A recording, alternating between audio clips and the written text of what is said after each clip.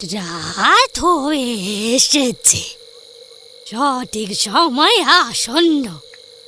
ক্ষীরের সন্দেশ, পোড়া শোল, সোমরস সব প্রস্তুত। তবে সাজিটা কোথায় গেল? এই তো এই তো এই তো। উমা, আমার ফুলগুলো আজ এমন করে শুকিয়ে গেল কেমন করে? ওটা তো ভালো লক্ষণ নয়। আমার কুটিরে এসে যেখানে মরা মানুষ জ্যান্ত হয়ে ওঠে, শুকনো ঠনঠনে হাড়ে যেখানে মাংস গজায়, রক্ত শূন্য শরীরে টাটকা গলগলে শোণিত ধারা বয়, সেখানে কয়েক প্রহরের ব্যবধানে টাটকা তাজা তুলে আনা পুষ্প এমন 5 দিনের বাসি ফুলের মতো গলা পচা হয়ে উঠল কেমন করে? নয়নাবতী, এই নয়নাবতী, শিগগিরই আমার সামনে আয় দেখি হারামজাদি। আজ তোর ওই সর্বনাশী 2 চোখ আমি কেমন করে গেলে ফেলবো দেখ না খালি। যেটা আমার দান, তা দিয়েই পুজোর জন্য 2টো ভালো ফুল জোগাড় করে আনতে পারিস না? হ্যাঁ, তাহলে আমার সেই ক্ষমতা তোর থেকে কেড়ে নেওয়াই যথাযথ। কি হলো, কথা কি কানে যাচ্ছে না নাকি? গুরুমা, আপনি আমায় ডাকছিলেন?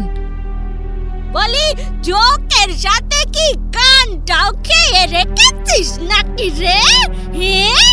এতগুলো কি ছাইপাশ জড়ো করে এনেছিস? কাজের সময় মন কোথায় থাকে? তোর মরণের সময় এগুলো আমি চিন্তায় ওঠা, কিন্তু আজ কি দিয়ে পুজো হবে? ঝট সেই ব্যবস্থা করে ফেল। এর যদি কোনো ত্রুটি ঘটে, তবে শুধু ফুল নয়, তোর রক্ত দিয়ে দেবীর অভিষেক হবে। আমি তো যথেষ্ট পরিমাণে সুগন্ধি পুষ্প চয়ন করে রেখেছিলাম, কিন্তু তার যে এমন অবস্থা হবে এ তো কল্পনাতীত। যা বলছিস তা ভেবে বলছিস তো রে? হ্যাঁ গুরুমা, আপনি আমাকে বিশ্বাস করুন। বেশ, তাহলে এর অর্থ হলো তুই এই পুষ্প আমার জন্য নিয়ে আসিসনি। এবার সত্যি করে বল তো, এগুলো তুই কাকে উৎসর্গ করতে চেয়েছিলি? আমি জানি না। তোর চোখের বর্ণ বদলে আসছে, তবে কি রতির ক্রিয়া ঘটলো? আমার ভুল হয়ে গেছে গুরুমা, আমাকে ছেড়ে দিন। শেষবারের মতো জিজ্ঞাসা করছি, সে কে? আমি বলতে পারবো না, পরিবর্তে যা শাস্তি দেবেন আমাকে দিতে পারেন। রিং টুং টুং স্বাহা। লাগছে গুরুমা, গুরুমা আমাকে ছেড়ে দিন, খুব কষ্ট হচ্ছে, আর পারছি না গুরুমা। যা জিজ্ঞাসা করছি তার সঠিক উত্তর দে, তাহলেই জ্বালা নেমে যাবে। মুখ খোল নয়নাবতী, মুখ খোল। বলছি, আমি সব বলছি। গুরুমা, গুরুমা, আমার ভুল হয়ে গিয়েছে, আর কখনো এমন ভুল হবে না।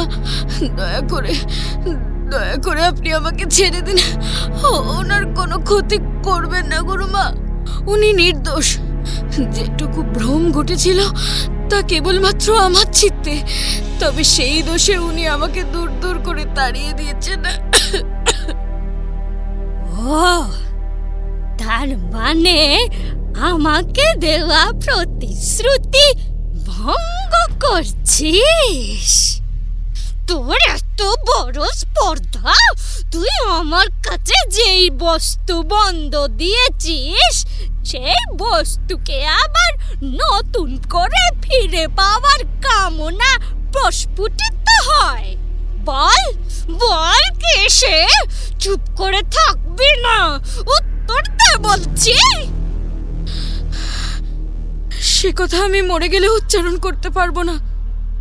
বেশ, সেটা কেমন করে জানতে হয় তা আমিও জানি।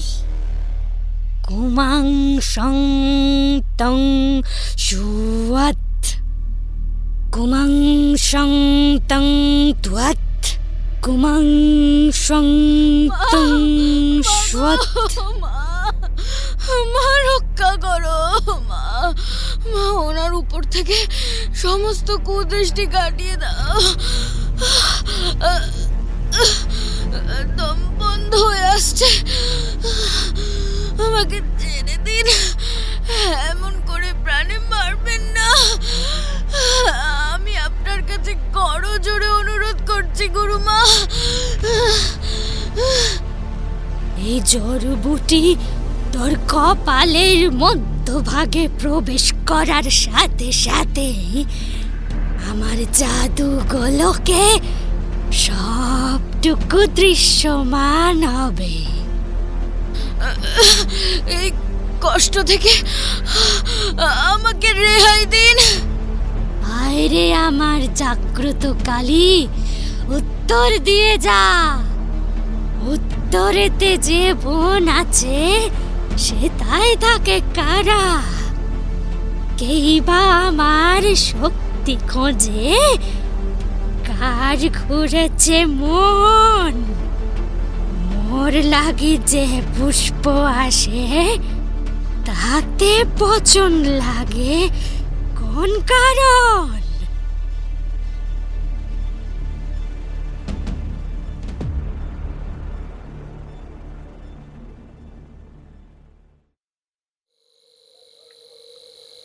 অমাবস্যার রাতে চারিদিকের নিস্তব্ধতা ভেদ করে যখন শুধুমাত্র ঝিঁঝি পোকার ডাক জানান দেয় যে এই প্রকৃতির কালচক্র এখনো থেমে যায়নি, তখন তারই মধ্য হতে একজন দিব্য সাধক ধ্যানমগ্ন ভঙ্গিতে বটবৃক্ষের তলায় মা কালীর মন্ত্র জপ করে চলেছেন। ওম নমো কালিকাবৈ বজ্রায়ং নমঃ ধীরয়ে শূলজ তদস্মময়ং সুনয়ং ওং নমঃ। মাথায় এক রাশ ঘন মুক্তাবর্ণা কেশের জটা, তার বাঁধনে রুদ্রাক্ষের মালা যেন মূল্যবান পাথরের ন্যায় শোভা পাচ্ছে। আর তারপর দৃশ্যমান হলো কাঁচা সোনার বরণের সুঠাম দেহ, সর্বাঙ্গে ধূসর ছাই লেপেও যার ঔজ্জ্বল্য এক চুল ম্লান হয়ে যায়নি। সেই সুপুরুষ হঠাৎ এমন গহীন বনে কার জন্য অপেক্ষা করছেন? তবে সে যেই হোক না কেন, সর্বোপরি সে যে বড় ভাগ্যবতী তাতে কোনো সন্দেহ নেই। রূপ, গুণ, তেজ, বিদ্যা সবেতেই যে এই কায়া পারদর্শী তা আমি নিশ্চিত।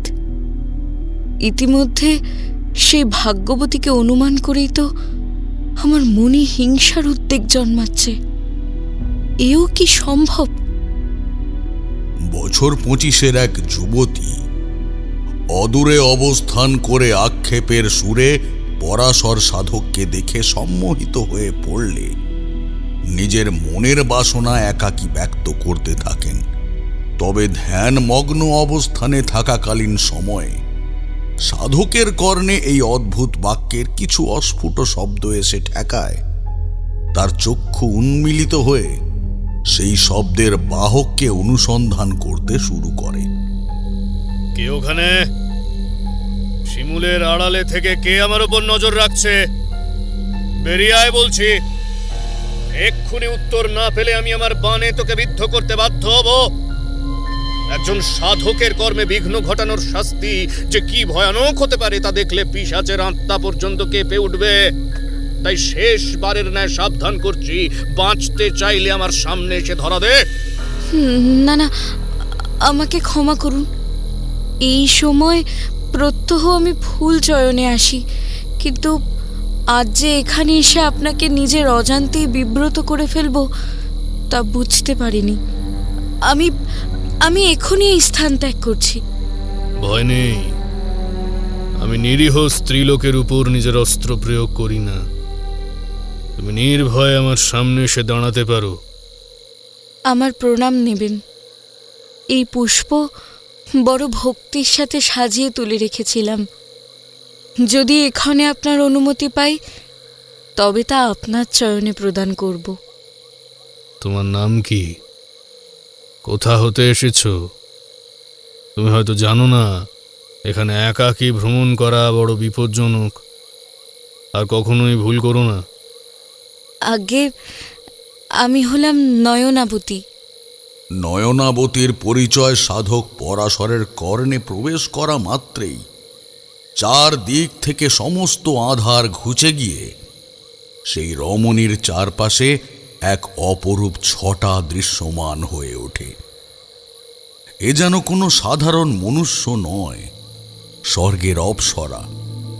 হয়তো সাধকের চিত্ত বিগলিত করার কামনায় স্বয়ং দেবরাজ ইন্দ্র একে অভিশাপ প্রদান করে মর্তে প্রেরণ করেছেন।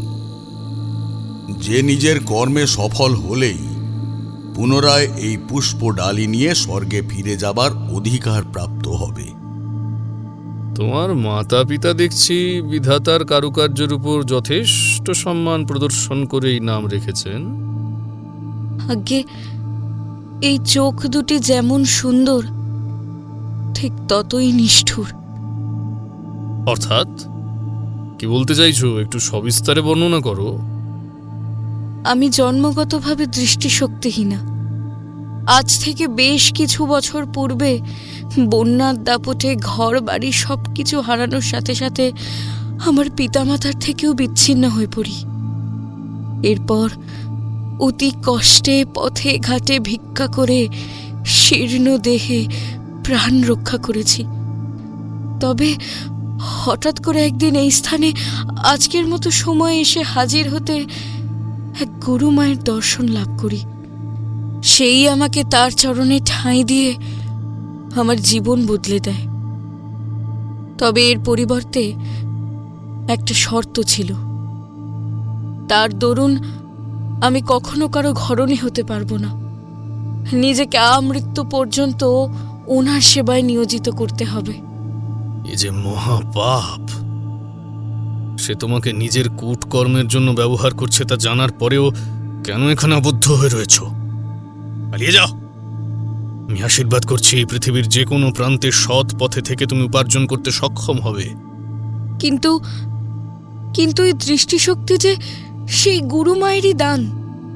ছোটবেলা থেকে কখনো পৃথিবীর রং রূপ সৌন্দর্য দেখার সৌভাগ্য অর্জন করতে পারিনি। তবে ওনার দয়ায় কিছু বছর হলো এসব আয়ত্ত করলাম। তার সাথে এমন বেইমানি করব কেমন করে? তোমার গুরুপ্রীতি অতুলনীয়। তবে উনি যে একটিমাত্র ক্ষমতার বদলে তোমার কাছ থেকে যৌবনী শক্তি ও সময় দুই কেড়ে নিয়েছেন তা দেখে অনুতপ্ত হলাম। এমন কখনো হবে না তো পরবর্তীতে গিয়ে এই অমূল্য রত্ন ক্ষয়প্রাপ্ত হওয়ার দরুন তোমার মনে তার জন্য কোনো আক্ষেপের জন্ম হলো? যদি সেই দিন আসে তবে সেই মুহূর্তে আমি আমার দৃষ্টিশক্তি নষ্ট করে ফেলব। তাহলে আশা করি এমন ক্ষুতযুক্ত নারীকে কোনো পুরুষ কামনা করবেন না। আচ্ছা, যদি অভয় দেন আপনাকে একটা প্রশ্ন করতে পারি? বেশ, বলো কি জানতে চাও?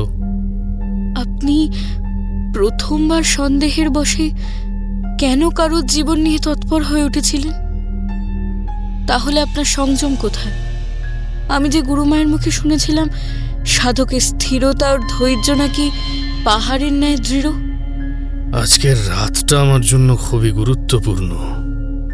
এই সময় আমি নিজের কর্মে কোনো ব্যাঘাত ঘটাতে চাইনি, তাই এক প্রকার বাধ্য হয়ে মুহূর্তের তরে কঠোর হতে হয়েছিল। এবার তুমিও নিজের গৃহে ফিরে যাও। আর এই ফুলগুলো কি আপনার দয়া থেকে বঞ্চিত হবে? এগুলো কার জন্য সাজিয়ে রেখেছিলে? গুরুমায়ের জন্য। আমি মালা গেঁথে দিলে সে নিজের হাতে সেই পুষ্পমাল্য দেবীর গলায় পরিয়ে দেন। তবে ওই ফুলের আসন আমার উপরে, তাকে আমার কাছে স্বীকৃতি দিয়ে ছোট করতে পারবো না। বেশ, এই প্রত্যাখ্যান আমি মনে রাখব। তুমি ভুল করছো। আমার কাছে এইসব অনুভূতি মূল্যহীন। যারা নিজেদের আপনজন, সংসার, চেনা প্রান্তর ছেড়ে এমন শ্মশানের পার্শ্ববর্তী বনে এসে বসবাস শুরু করে, তাদের কাছে নতুন করে কোনো মানুষের জন্য খারাপ বা ভালো লাগা জন্মাতে নেই। আমি যদি আপনার শিষ্যা হতে চাই, তাহলে আমাকে আপনার সঙ্গে নেবেন? ইতিমধ্যে তুমি কি কারো বীজ মন্ত্র প্রাপ্ত হয়েছ? আজ্ঞে না। তবে তোমার গুরুমায়ের কাছে সেই অনুরোধ ব্যক্ত করো। আমি যাদের শিষ্যত্ব প্রদান করেছি তারা প্রত্যেকেই যুবক অথবা পুরুষ। তার মাঝে তোমার বিচরণ অপ্রাসঙ্গিক। আমি চাই না কোনো নারীর কারণে ওদের শিক্ষা বাধাপ্রাপ্ত হোক। তবে কন্যারূপে জন্মানোই কি আমার একমাত্র অপরাধ? ইহা আশীর্বাদ। তবে তা কিভাবে তোমার কর্মে প্রয়োগ করবে সেই পথ তোমাকেই খুঁজে নিতে হবে। আমি আপনাকে আরো কিছু জানাতে চাই। সাধক পরাশর বাম হস্ত তুলে নয়নাবতীকে মাঝ পথে থামিয়ে দিয়ে চোখ বন্ধ করলেন। আমার যা বলার ছিল তা সম্পন্ন হয়েছে। এবং একটা কথা মাথায় রেখো, তোমার মনে যে সুপ্ত ইচ্ছা পোষণ করেছো তা এককালে তোমার বিনাশের কারণ হতে পারে। বেশ, আজ আমি চলে যাচ্ছি। তবে আমার এতদিনের পূজার্চনা যদি সত্যি হয়, তবে আমাদের আবার দেখা হবে।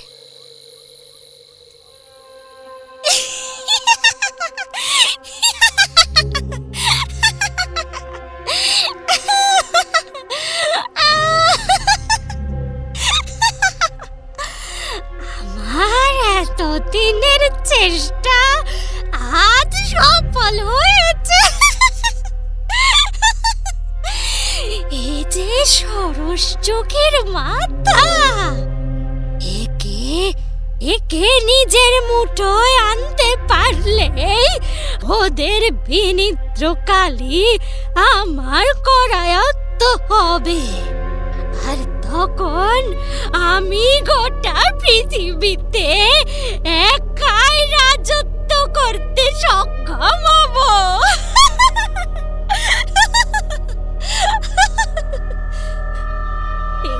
তুই কি অসাধ্য সাধন করেছিস রে মেয়ে! এত বছর ধরে বহু প্রেতাত্মা আবদ্ধকরণের মাঝেও যাকে নত করা যায়নি, সে একবার তোকে প্রত্যক্ষ করায় এত মায়াময় হয়ে উঠল। এবার তো তুই না চাইলেও তোকে আমি অসম্ভব রূপবতী করে ওর সামনে ছলনাময়ী রূপে প্রেরণ করব। এই পাপ আপনি করবেন না। সে ক্রোধের বশে আমাকে ভস্মীভূত করবে। তার জন্যই তো পরশরের মনে জায়গা করা আবশ্যক। উনি যে সর্বত্যাগী, যেই লালসা ক্ষণিকের তরে আমার কাছে বড় হয়ে উঠেছিল, তা ওনার কাছে ঘৃণ্য। আমি কোনো অজুহাত শুনতে চাই না। ওই চোখ দিয়ে যখন যৌবনের দূত প্রবেশ করেছে, তখন শর্ত অনুযায়ী তোর কামনার ওপর আমার নিয়ন্ত্রণ রাখার পূর্ণ অধিকার রয়েছে।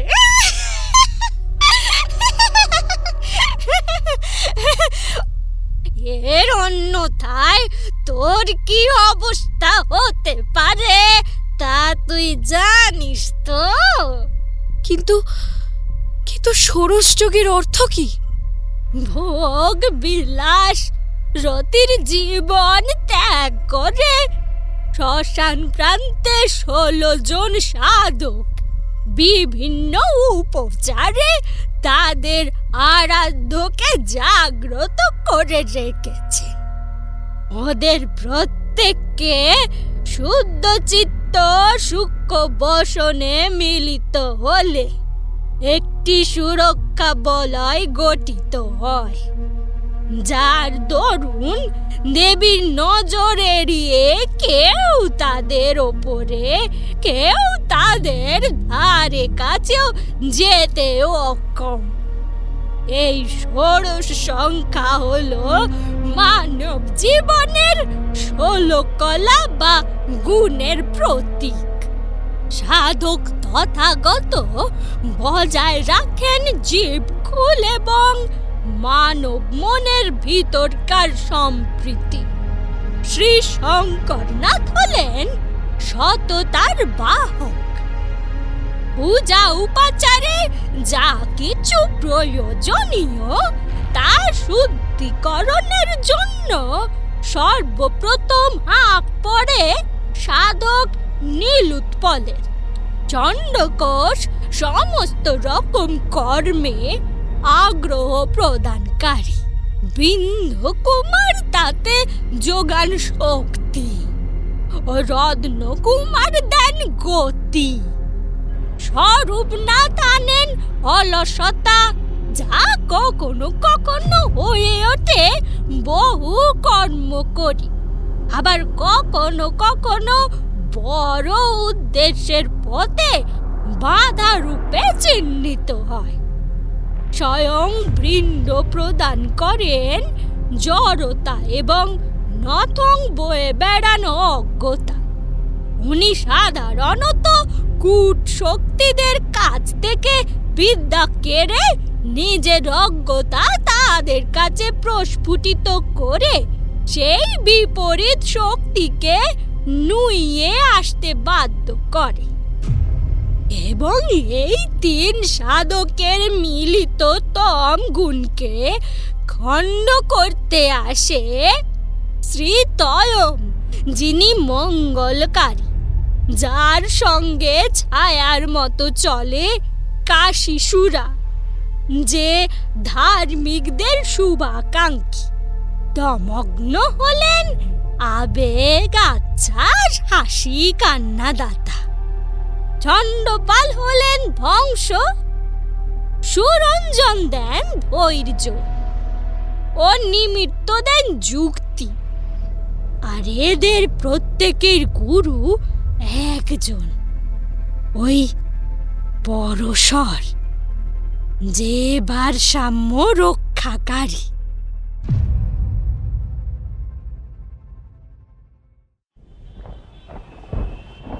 দিনটা ছিল রবিবার। আমি আর কিশোরী তেলে ভাজা সঙ্গে নিয়ে ছুটেছি ঠাকুরমশাইয়ের বাড়ির উদ্দেশ্যে। তবে পথে যেতে যেতে কিশোরী হঠাৎ আমার দিকে ফিরে জিজ্ঞাসা করল, আচ্ছা বিভূতি, তুমি কখনো সাধকদের মধ্যে হিংসা, কূটনৈতিক স্বার্থ, ক্ষমতা চরিতার্থ করবার জন্য তাদের আরাধ্যকে ব্যবহার করবার ঘটনা প্রত্যক্ষ করেছো, বা এরকম কোনো ঘটনা তুমি শুনেছ? প্রথমত, আমার মতো সাধারণ গৃহী মানুষদের পক্ষে এসব ভিতরকার গূঢ় তথ্য জানা একেবারেই অসম্ভব ব্যাপার। নেহাত ঠাকুরমশাইয়ের সংস্পর্শে আসার দরুন আমরা সামান্য কিছু জ্ঞাত হবার সৌভাগ্য অর্জন করেছি। আর দ্বিতীয়ত, যাদের গোটা জীবনটাই ত্যাগের পথে চালিত, তারা যে এমন কিছু করতে পারে এ কিন্তু আমার ভাবনারও অতীত।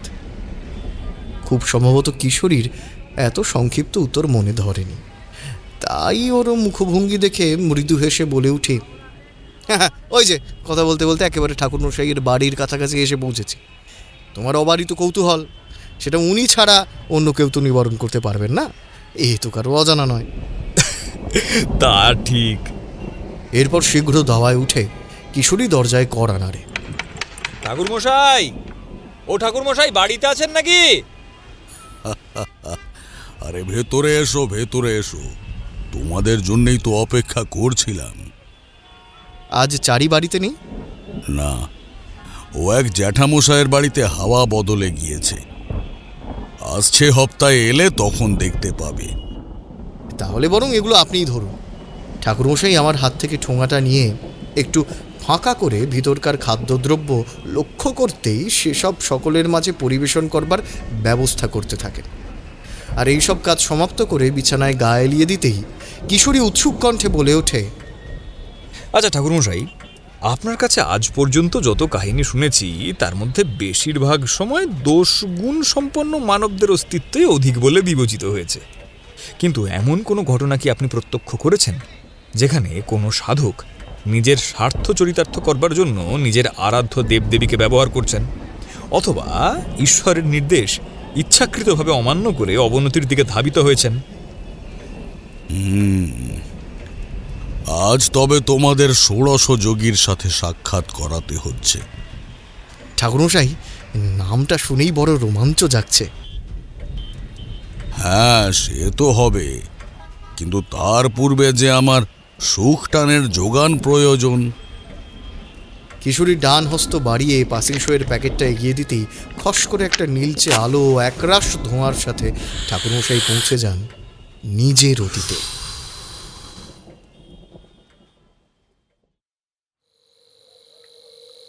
নয়নাবতী, ও নয়নাবতী, তোর সাথে দুটো জরুরি কথা আছে বাছা। ওকে, এখনো ঘরের আলো জ্বলছে, ঘুমোসনি কেন রে?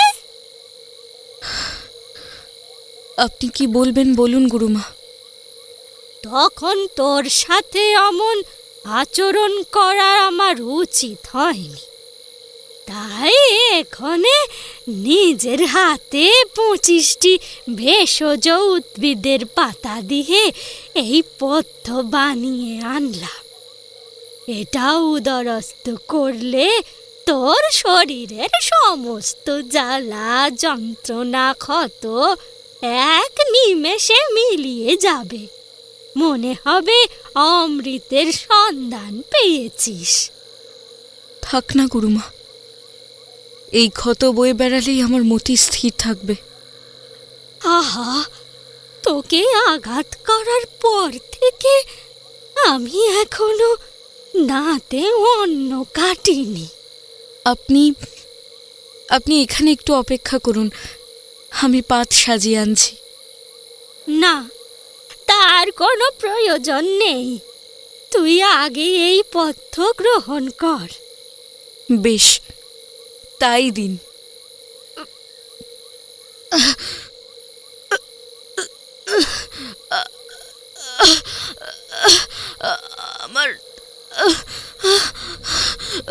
আমার গলা বুক জ্বলে যাচ্ছে। এ আমাকে কি খাওয়ালেন গুরুমা?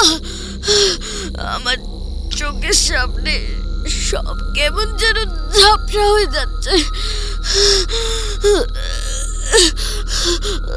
শ্বাস নিতে পারছি না।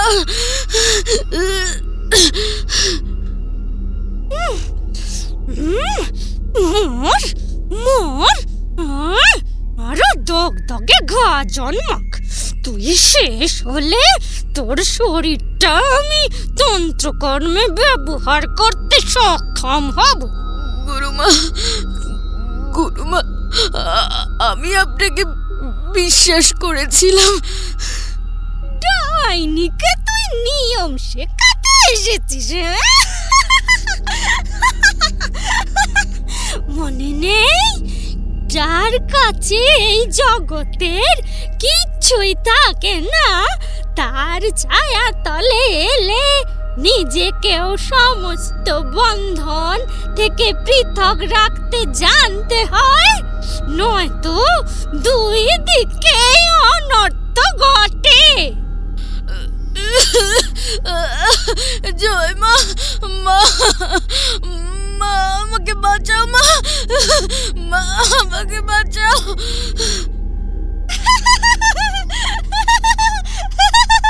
কাজ হয়েছে, কাজ হয়েছে।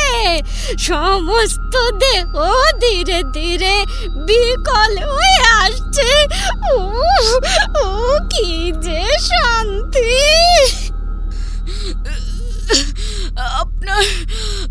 আপনার মুক্তি নেই, এই পাপ কখনো পিছু ছাড়বে না।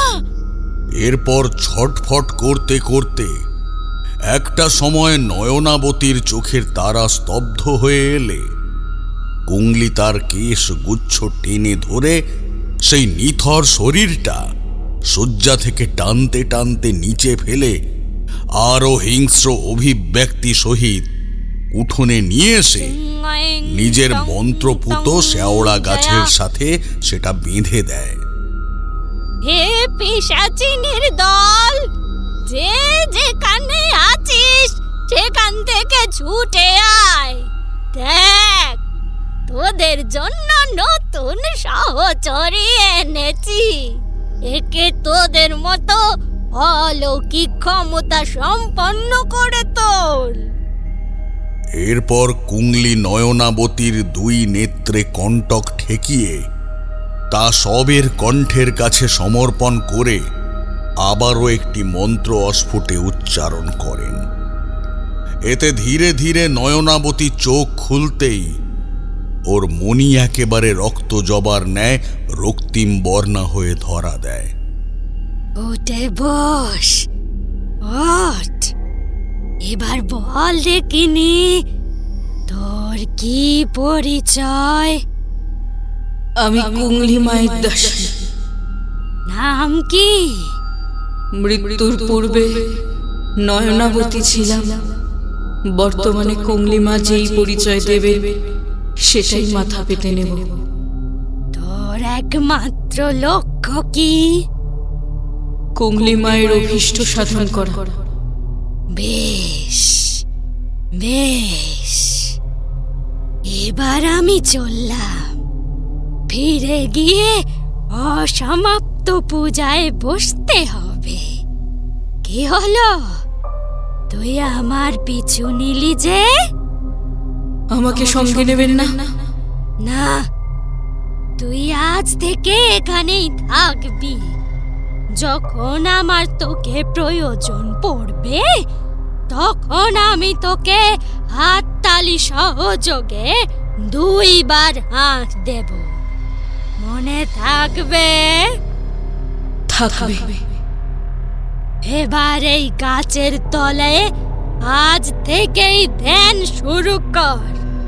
ওই পরশরের আসন যেন তোর ধ্যানের কারণে বারংবার টলে যায়, আর তোকে প্রবল বলবান হতে সাহায্য করবে আমারই অনুগত কিছু পিশাচিনী। যথাজ্ঞা। শান্ত হ। ওকে ভয় দেখিয়ে কিছু করা যাবে না। নিজেদের মোহিনী শক্তি উজ্জীবিত করে তার সুফল ও কুফল 2 ওর মগজে প্রবেশ করা। ঠাকুরমশাই, সেই কখন থেকে কি এত ভাবছেন? এবার বলতে শুরু করুন। শোনো তবে, এই ঘটনা আমার সাধন জীবনের মধ্যম পর্বের। তথাপি একদিন ভোরের সময় নিজে মাতৃনাম জপ করে আসন থেকে উঠেছি, আর তখনই কানে ভেসে আসে ভয় জড়ানো এক ক্ষীণ কণ্ঠ। এইটা কি তারানাথ তান্ত্রিকের বাড়ি? আমার কথা কি আপনি শুনতে পাচ্ছেন? আগে হ্যাঁ, আমি তারানাথ তান্ত্রিক। তবে আপনাকে তো ঠিক চিনলাম না। আমি সাধক পরশর আচার্য। সপ্তরথীর শ্মশানে আমার কর্ম সম্পাদিত হয়, এবং তার থেকে কয়েক ক্রোশ দূরত্বে একেবারে নিরিবিলি গহীন অরণ্য মাঝে আমার নিজ হস্তে নির্মিত একখানি ছোট্ট পর্ণকুটির রয়েছে। বেশ, তবে আপনার এখানে আসার কারণটা যে এখনো স্পষ্ট হলো না। স্বয়ং মা কালী আমাকে আপনার কাছে পাঠালেন। তাছাড়া কেন, কি উদ্দেশ্য, কোন প্রক্রিয়া, এসব আমার কাছেও ধোঁয়াশা হয়ে রয়েছে। বটে, তা আপনি মায়ের কাছ থেকে ইঙ্গিত পেয়েছেন নাকি স্বপ্নাদর্শন? স্বপ্নাদর্শন। সেই রাতে কেন জানি না দেবীর চোখগুলো হালকা নীলচে বর্ণ ধারণ করে। আমি বহুবার মন্ত্র ও ঘৃতাহুতির মাধ্যমে দেবীর সাথে যোগাযোগ স্থাপনের চেষ্টা করলেও ব্যর্থ হই। এরপর রাত গভীর হতেই শ্মশান প্রান্তরে ঘুমের মাঝে লক্ষ্য করি ভূমির উপর দিয়ে নূপুর পায়ে আলতারাঙা দুটি পা হেঁটে চলেছে। আমি তার দিকে মা বলে চিৎকার করতে চাইলেও কেউ কেউ যেন আমার কণ্ঠ রোধ করে রেখেছিল। এত ছটফট করছিস কেন? কষ্ট হচ্ছে পরশর? আমার কাছে আসবি?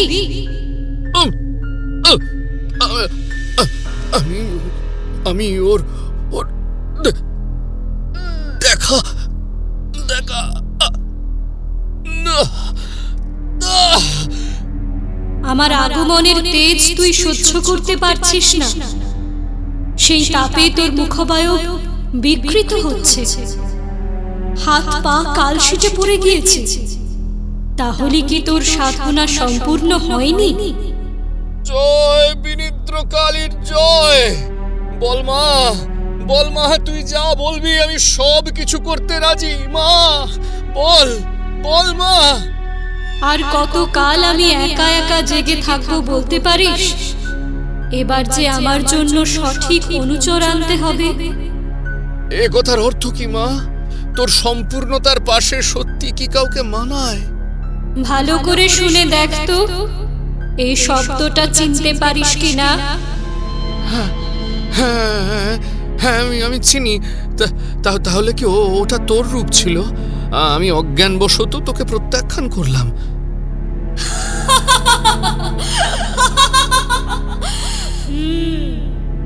যার কথা স্মরণ করেছিস সে তোর আসন কেড়ে নিতে আসবে, তবে ও এক মায়াবী শক্তির কাছে দায়বদ্ধ। আমি চাই ও যেন তোর হাত ধরে সেই পীড়ন থেকে নিষ্কৃত হতে পারে। হয়তো পরবর্তীতে তার নশ্বর দেহ পচন ঘটবে, কিন্তু কথা দে, সেই রমণী যদি তোর কাছে সূক্ষ্ম শরীরেও হাজির হয়, তবে আমার কথা ভেবে তুই তাকে ফিরিয়ে দিবি না। বল পরশর, সেও যে আমার পরম ভক্ত। নিয়তির বেড়া জালে সে এতগুলো বছর আমার পূজা অর্চনা করেও কোনো ভালো ফল লাভ করতে পারেনি, অথচ তার চিত্ত আজও আশাবাদী। শত দুঃখের মাঝেও সে কখনো বিপদকামী না হওয়ায় আমাকে তার প্রতি দুর্বল হতে সক্ষম করেছে। কিন্তু দেবী, ওর মনোবাঞ্ছা যে আমার সাধন পথের বিপরীত। ভুলে যাস না, তোর পরবর্তী ক্রিয়ায় একজন সঙ্গিনী আবশ্যক। আমার ছিন্ন মস্তার রূপকে সন্তুষ্ট করতে না পারলে তুই মনে মনে যা চাইছিস তা পূর্ণতার পথে আসবে না। এমন স্বইচ্ছুক সঙ্গিনী কি তোর পক্ষে অন্য কোথাও পাওয়া সম্ভব? মা, আমি যে এই কারণেই লোকালয় ছেড়ে শ্মশানে এসে ঘাঁটি গেড়েছি। মা, এখানে দিবারাত্র এত মরদেহ দেখি যে তাপ অনুতাপ সব একাকার হয়ে জগতের সাথে মিলিয়ে গিয়েছে। তাদের মধ্যে থেকেই যদি কাউকে এক মুহূর্তের তরে সম্মোহিত করতে পারি, তবে আর ভাবনা নেই। বেশ, কিন্তু তার আত্মাকে জাগরণ করার পরে সে যদি তোর প্রস্তাবে সম্মত না থাকে, তাহলে এর পর কোনোভাবেই নব সুযোগ আসবে না। এবং তোর কারণে যদি তার আত্মা যথাযথ সময়ে এই মায়াময় জগতের গণ্ডি পেরোতে ব্যর্থ হয়, তবে তুই যতকাল বাঁচবি ততকাল পর্যন্ত সেই আত্মা তোকে কুড়ে কুড়ে খাবে। পথ দেখা মা, যাকে নিজের কটুবাক্যে দূর করে দিয়েছি তাকে পুনরায় বরণ করে নিজের স্বার্থে শ্মশানে আনবো কোন প্রক্রিয়ায়? ক্ষমা চাইবি পরশর। অসম্ভব। ওর মধ্যে না আছে কোনো গুণ, না রয়েছে কোনো তন্ত্রোক্ত বিদ্যা, এমনকি কোনো দেবদেবীর বীজমন্ত্র পর্যন্ত প্রাপ্ত হয়নি। এমন তুচ্ছ শরীরের কাছে আমি কিছুতেই নত হতে পারবো না। আমাকে উত্ত্যক্ত হতে বাধ্য করিস না পরশর। ছি, এ তোর কেমন সম্ভাষণ? সে নারী আমারই এক অংশ, এই কি তার জন্য যথাযথ উচ্চতার সীমা নয়? তাহলে আমার পুজো করে কি লাভ? মা মা মা তুই আমায় ভুল বুঝছিস মা। শুনে রাখ, তোর জোটের মধ্যকার সুরঞ্জন সাধককে সামলে রাখিস। তোর দেওয়া শাস্তি যদি সেই রমণীকে মৃত্যুর দিকে ধাবিত করে, তবে হয়তো সর্বপ্রথম সুরঞ্জনের ধৈর্যচ্যুতি ঘটিয়ে তোদের তন্ত্রোক্ত সাধনায় বাধা হানবে। তুই তো আছিস, তাহলে আমার চিন্তা কোথায়? আমি তো থাকতে চেয়েছিলাম, কিন্তু তোর ঔদ্ধত্য আমাকে বিদায় জানালো। না না না না মা, যাস না মা, আমার ভুল হয়েছে, আমার ভুল হয়ে গেছে। দাঁড়া, লাগছে মা, লাগছে। মারিস রে মা। এরপর মা আমার বুকের ওপর তার একখানি আলতারাঙা চরণ প্রতিষ্ঠিত করতেই স্বপ্নে দেখি আমার মুখ দিয়ে অনবরত রক্ত নদী বয়ে চলেছে। তারানাথের খোঁজে যা। তোর দ্বারা যে ভ্রম সম্পাদিত হয়েছে, তার থেকে ওই একমাত্র তোকে প্রায়শ্চিত্তের পথ দেখাতে সক্ষম। দেরি করিস না। যতদিন না পর্যন্ত তারানাথ আমার সামনে এসে হাজির হচ্ছে, ততদিন তুই আর আমাকে পাবি না। আমার বিগ্রহ তোদের সম্মুখে থাকলেও সেখানে আমি থাকবো না। তাকে কোথায় পাবো? কে সে? আজ রাতে শ্মশানে যে শেষ মরাটি আসবে, তার পরিবারের সাথে কথা বললেই ওই সাধকের খোঁজ পাবে। এই স্থানে যেমন তোর প্রতিপত্তি রয়েছে, তেমনি আমার আশিসে ওর সর্বাধিক বিচরণ। মা মা শোনো মা, আমার কথা এখনো শেষ হয়নি। ও মা, কোথায় চললি? যাস নে মা, যাস নে মা, যাস নে মা। এরপর বহু চেষ্টা করেও নিজের শরীরে গতি ফিরিয়ে আনতে না পারার দরুন দরদর করে ঘাম ছুটতে থাকে।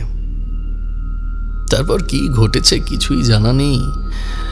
যখন চোখ খুলেছি তখন দেখি আমার খুব নিকটেই একটা মরা পোড়ানো হচ্ছে।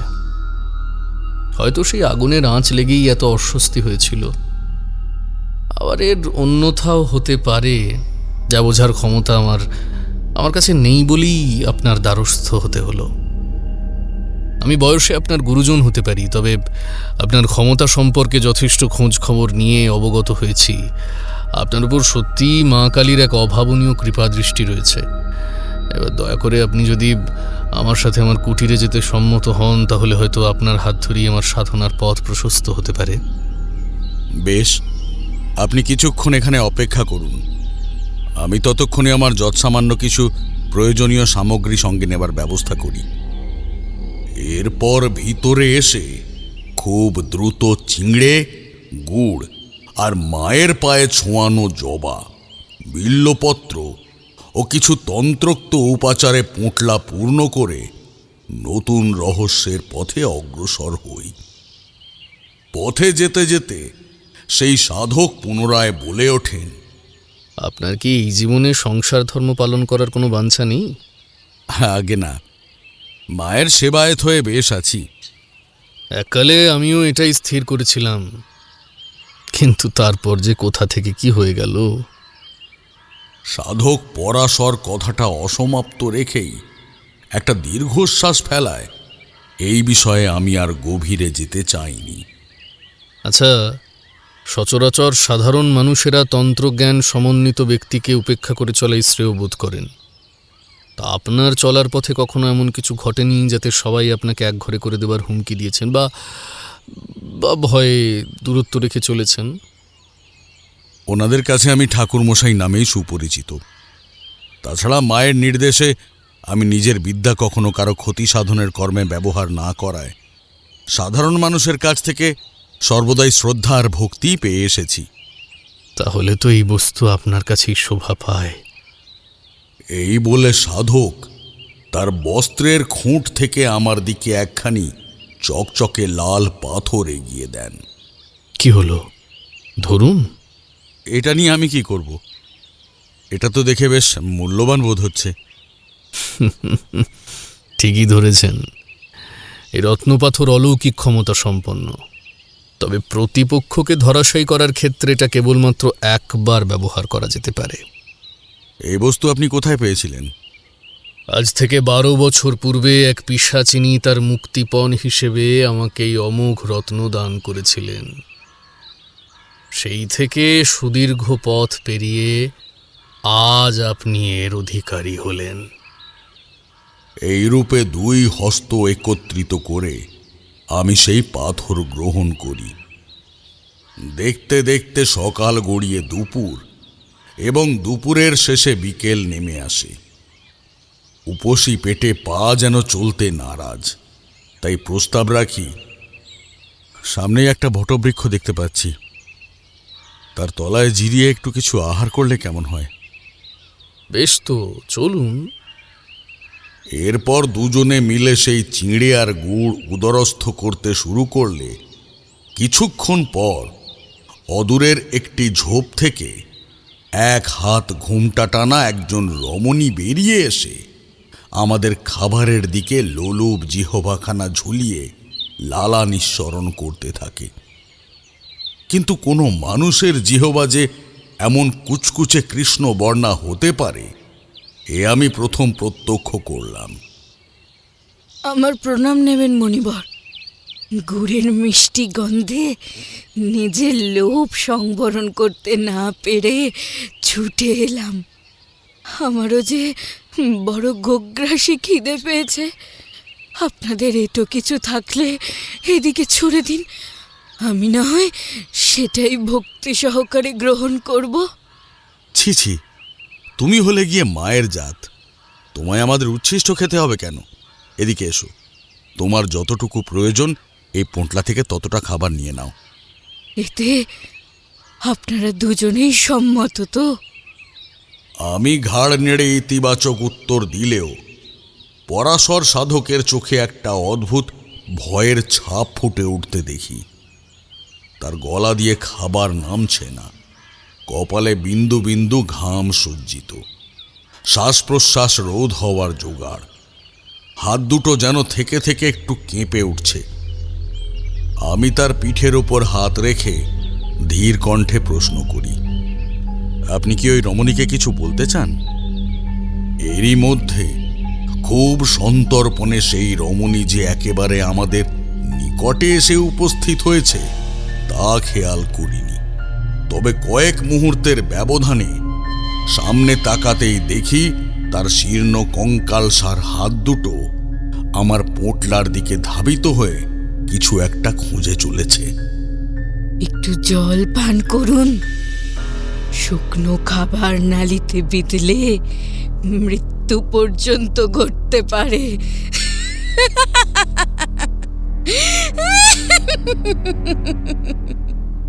এরপর চারিধার সেই রমণীর বিকট উচ্চহাস্যে কেঁপে উঠতেই পরাশর সাধক একটু পিছিয়ে এসে বলেন, না, আমি কাউকে চিনি না। ঠাকুরমশাই, দয়া করে এবার আপনি পথ চলতে শুরু করুন। আমাদের হাতে আর বেশি সময় নেই, আজ রাতের মধ্যেই গন্তব্যে পৌঁছতে হবে। সাধক পরশর বোধহয় নিজের আশেপাশে কোনো নারীর অবস্থানে স্বচ্ছন্দ বোধ করেন না। এই কথা তুই জানলি কেমন করে? আমি ব্যতীত অন্য কারো জানার কথা ছিল বুঝি?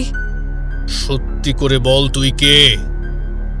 এরপর নিস্তব্ধতা ভেদ করে চারপাশ থেকে ঝোড়ো হাওয়া বইতে শুরু করলে সেই রমণীর ওপর থেকে ঘুমটাখানা সরে যায়।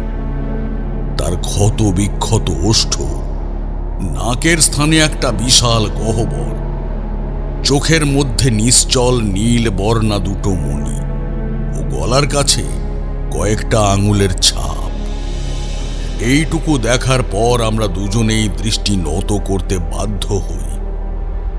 সেই রূপ এতটাই পৈশাচিক যে তার দিকে দীর্ঘক্ষণ চেয়ে থাকলেও নিজের শরীর অসাড় হয়ে আসতে থাকে।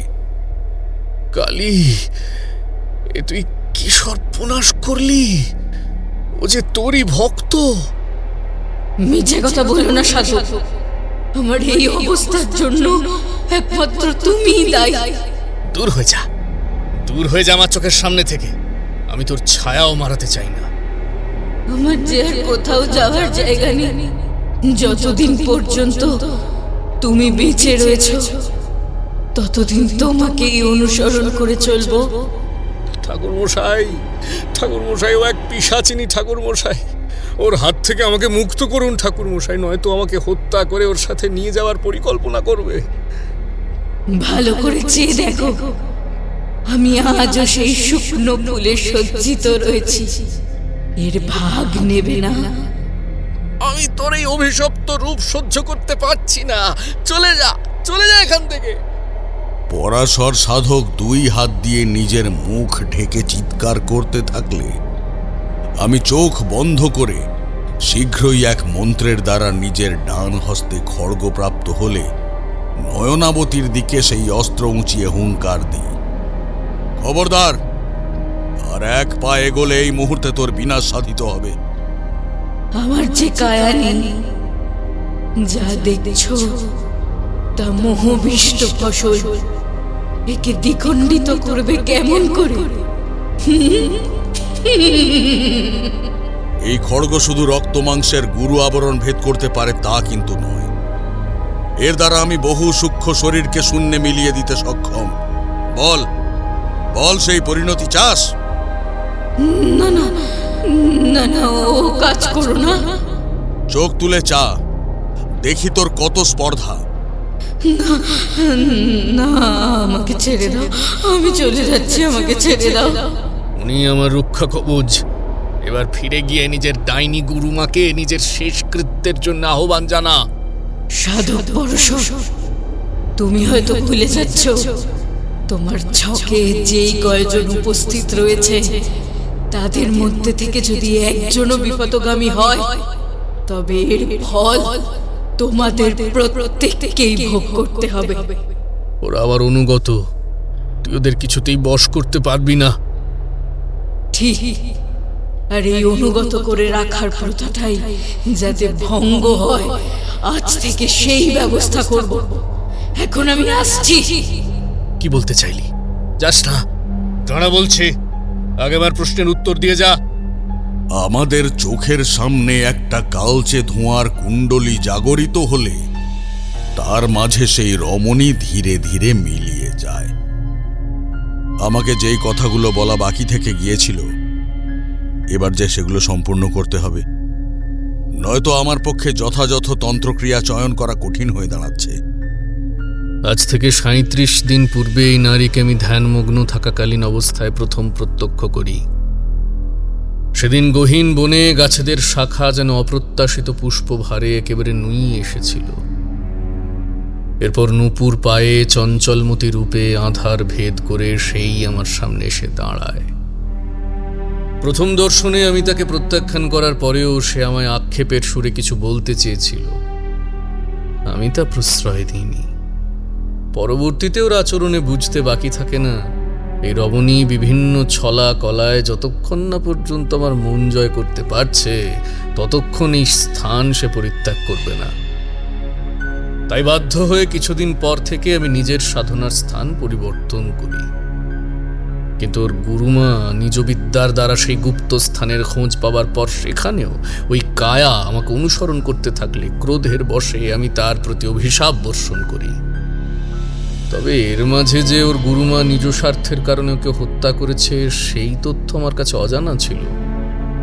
মৃত্যুর পর ওই রমণী পিশাচিনী যোগের মায়ায় দৈবিক রূপ লাভ করলে আমি তার প্রতি আকৃষ্ট হতে বাধ্য হই। আসলে সেইখানেও আমার মনে হয়েছিল এ বোধহয় কালীর অপর এক পরীক্ষা। প্রণাম নেবেন সাধু। আপনি কি আমার প্রতি এতই বিরূপ যে বারংবার আমার দিক থেকে পালিয়ে চলেছেন? এমন শুভ্র বস্ত্র, ফুলের সাজ, মাথায় অপরূপ জটা, কে তুমি? আমি সেই নারী যাকে আপনি প্রত্যাখ্যান করেছিলেন। আজ তাই অপ্সরা রূপে দর্শন দিতে এলাম। না না, আমি তোমায় দেবী রূপে নয়, সঙ্গিনী রূপে লাভ করতে চাই। ধরা দাও প্রিয়া, সাধনার জীবনে বহু ত্যাগের শেষে তুমি একমাত্র অমূল্য লক্ষ্য যাকে আমি নিজের কাছে আবদ্ধ করতে চেয়েছি। আজ কোনোভাবেই সেই লক্ষ্যের এত কাছাকাছি এসে তাকে বিতাড়িত করতে পারবো না। কিন্তু আমার নিয়মে চললে যে তোমার ক্ষতি অনিবার্য। আর শুধুমাত্র তুমি নয়, তোমরা প্রত্যেকে আমার লেলিহান শিখায় দগ্ধ হবে। বর্তমানে আমি সবকিছু ত্যাগ করতে প্রস্তুত। বেশ, তবে নিজের সঙ্গীদের সম্মতি প্রাপ্ত হও। তারপর তুমি আমাকে তোমার মন্ত্রের জালে যখনই আহ্বান করবে তখনই আমার দেখা পাবে। তবে খবরদার, ভুলক্রমে যদি আমায় ও নিজেদের সঙ্গীদের অন্ধকারে রেখে কেবলমাত্র নিজের স্বার্থ চরিতার্থ করার চেষ্টা করো, তবে কালীর ওই জিহ্বা রক্তিম বর্ণা হয়ে উঠবে। আর তখন শুধু পণ্ড নয়, মানুষেরই বলিদান চাই। দাঁড়াও, আমার বিনিদ্র কালীর এমন রূপের রহস্য তুমি জানলে কি করে?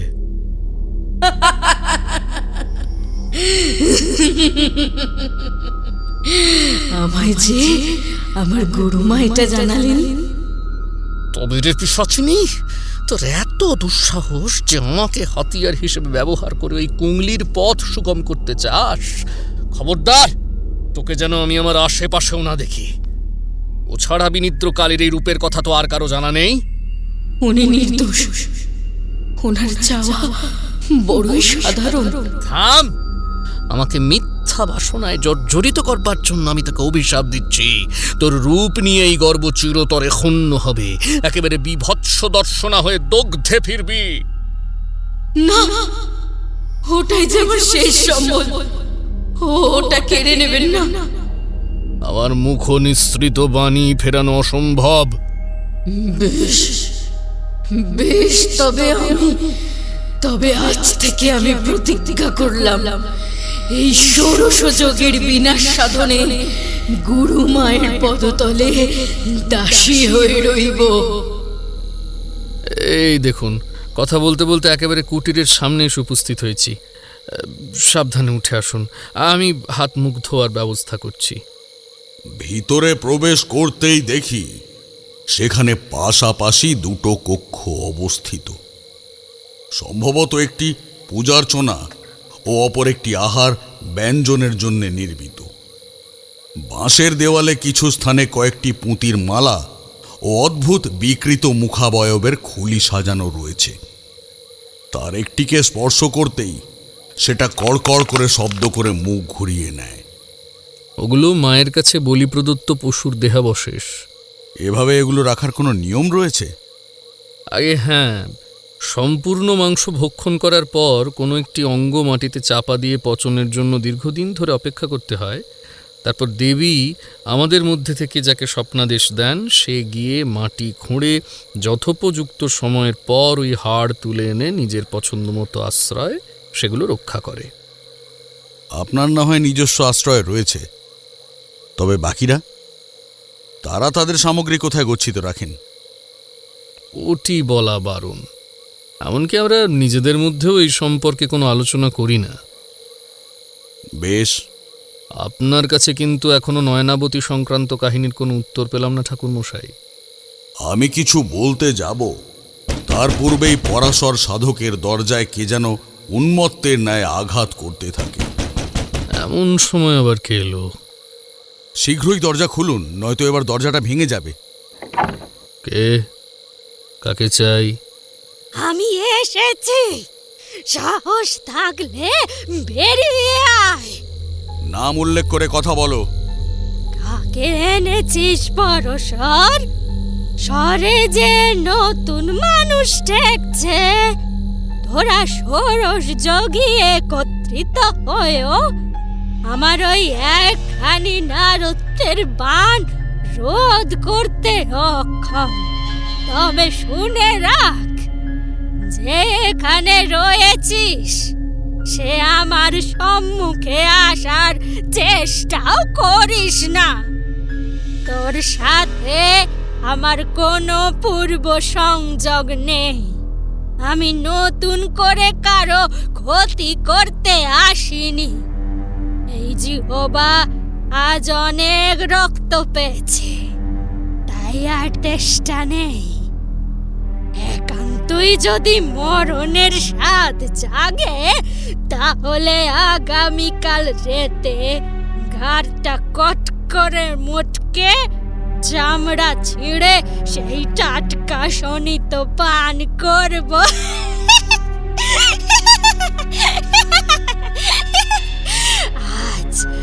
আজ আমি সাধক পরশরকে চাই। সে আমায় খুব ভালো করেই চেনে। ওর হাতে যে আমি পূর্ব জন্মে নিহত হয়েছি, তাই ও জন্মে নব ক্ষমতার অধিকারিণী হয়ে সেই প্রতিশোধ তুলতে চাই।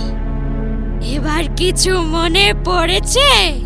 হ্যাঁ, নাকি নাকি আমাকে দর্শন করলে তবেই তোর জন্ম সার্থক হবে? হ্যাঁ, কোন সাধকের স্মৃতি শক্তি যে এতখানি দুর্বল হতে পারে, তা তোকে না দেখলে আমি বিশ্বাস করতুম না। আজ কেন এসেছিস?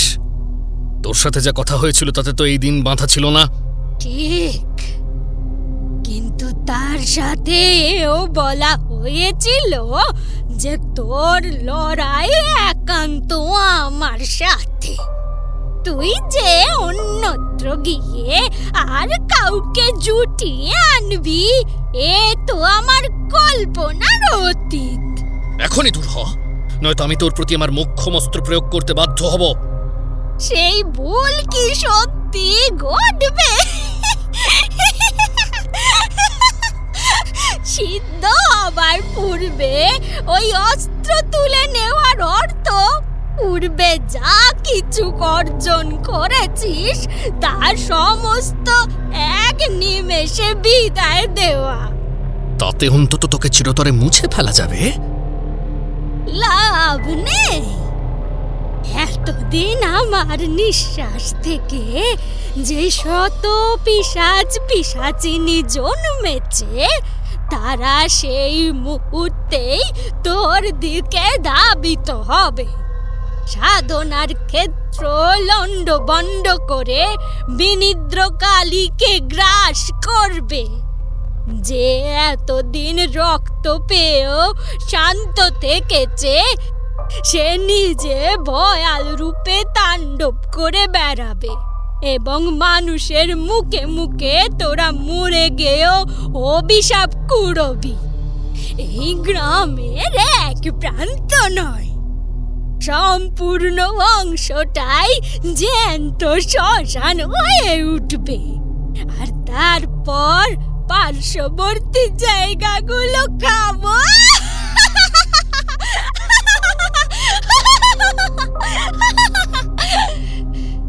আপনি আমাকে একবার অনুমতি দিলে আমি ওর সাথে বোঝাপড়া করতে চাই। সবকিছু জেনে শুনে আপনাকে একাকী বিপদের সামনে ঠেলে দেওয়া যে অনুচিত। শেষবারের মতো বলছি, দরজাটা খোল পরশর। বেশ, বাইরে যেতে না পারলে এখান থেকেই আমার ক্রিয়া শুরু করব।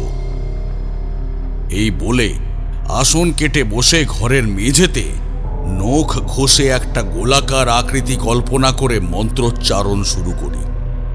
ওং বিনাশায় তদ্নমায় সুরতক্রদি খণ্ডিতং। এসব কি হচ্ছে? আমার চারদিকে এমন রেখা ফুটে উঠছে কেমন করে? নমঃ তন্ত্রায় ডহংতয়ে ওং কৃপালং বর্ধিতায়। অন্ধকারে কে দাঁড়িয়ে আছিস? হ্যাঁ, উত্তর দে বলছি। ঠাকুরমশাই, আমি বহুদিন পর আবার ওই ডাইনির কণ্ঠে এমন ভীত সুর শুনলাম। আপনি ধন্য ঠাকুরমশাই, আপনি ধন্য। জয় তু তং তুতে ফট। আগুন! আগুন! আমাকে খেয়ে ফেললো। আগুন নিভিয়ে দে। ও মা, আগুনটা নিভিয়ে দে। ওর কুণ্ড ঘিরে ধরছে।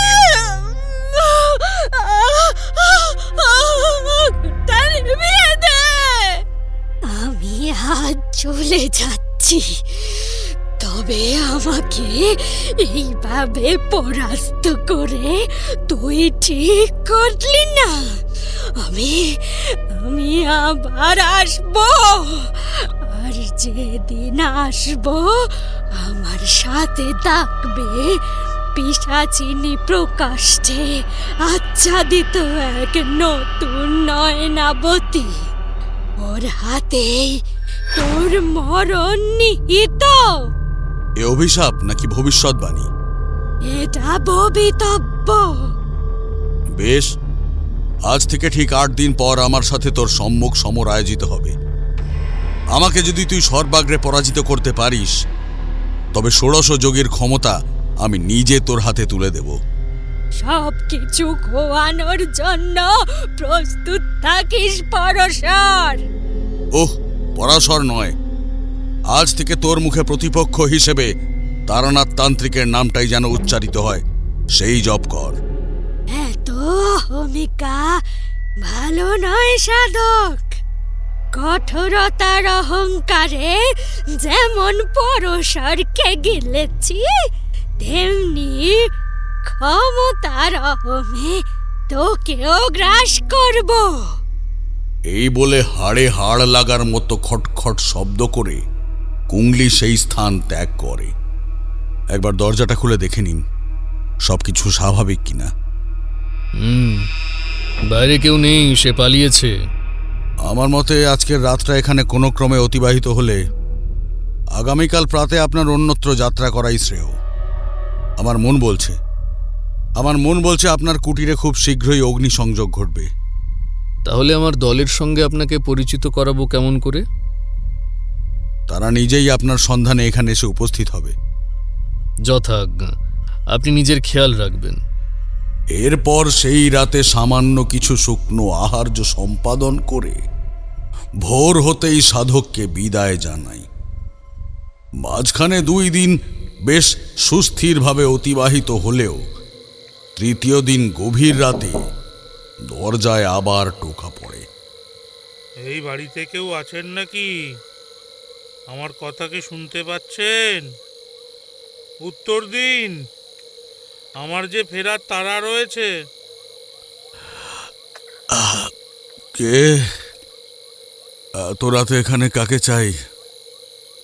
দয়া করে দরজাটা খুলুন, আমি তারানাথ তান্ত্রিক মহাশয়ের সাথে দেখা করতে এসেছি। এমন অজানা অচেনা স্থানে কারো মুখে নিজের নাম উচ্চারিত হতে শোনায়, আর বিন্দুমাত্র কাল বিলম্ব না করে শয্যা ছেড়ে দরজার কাছে গিয়ে হাজির হই।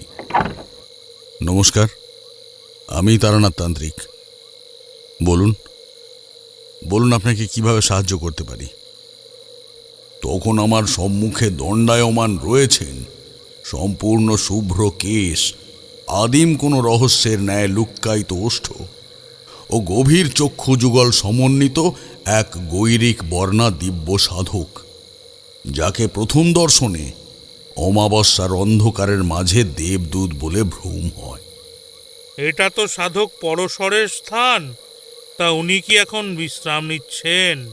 আগে না, উনি ঠিক 3 দিন পূর্বে একটি গুরুত্বপূর্ণ কর্মে এখান থেকে অন্যত্র যাত্রা করেছেন। তবে আপনি এত কিছু জানলেন কেমন করে? আপনার পরিচয় কি? আমি সাধক রত্নকুমার। ও, ভিতরে আসুন। পরাশর সাধকের মুখে আমি আপনার বহু গুণগান শুনেছি। কিন্তু আজ যে আমি আর সেই সম্মানের যোগ্য নই। অর্থাৎ আমি তো এসবের কিছুই অনুধাবন করতে পারছি না। একটু স্পষ্টভাবে খুলে বলুন। তার আগে একটু জল পেতে পারি? তেষ্টায় গলাটা একেবারে শুকিয়ে গিয়েছে। হ্যাঁ, ভিতরে এসে বসুন, আমি জল গড়িয়ে দিচ্ছি। সাধক অন্দরে প্রবেশ করা মাত্রেই আমি দরজাটা ভিতর থেকে বন্ধ করে কলসি থেকে শীতল পানীয়ের পাত্রটা ওনার সামনে তুলে ধরি। এর পূর্বে বহুবার এমন উপোস করেছি, কিন্তু কখনো আজকের ন্যায় এইরূপ ক্লান্ত হইনি।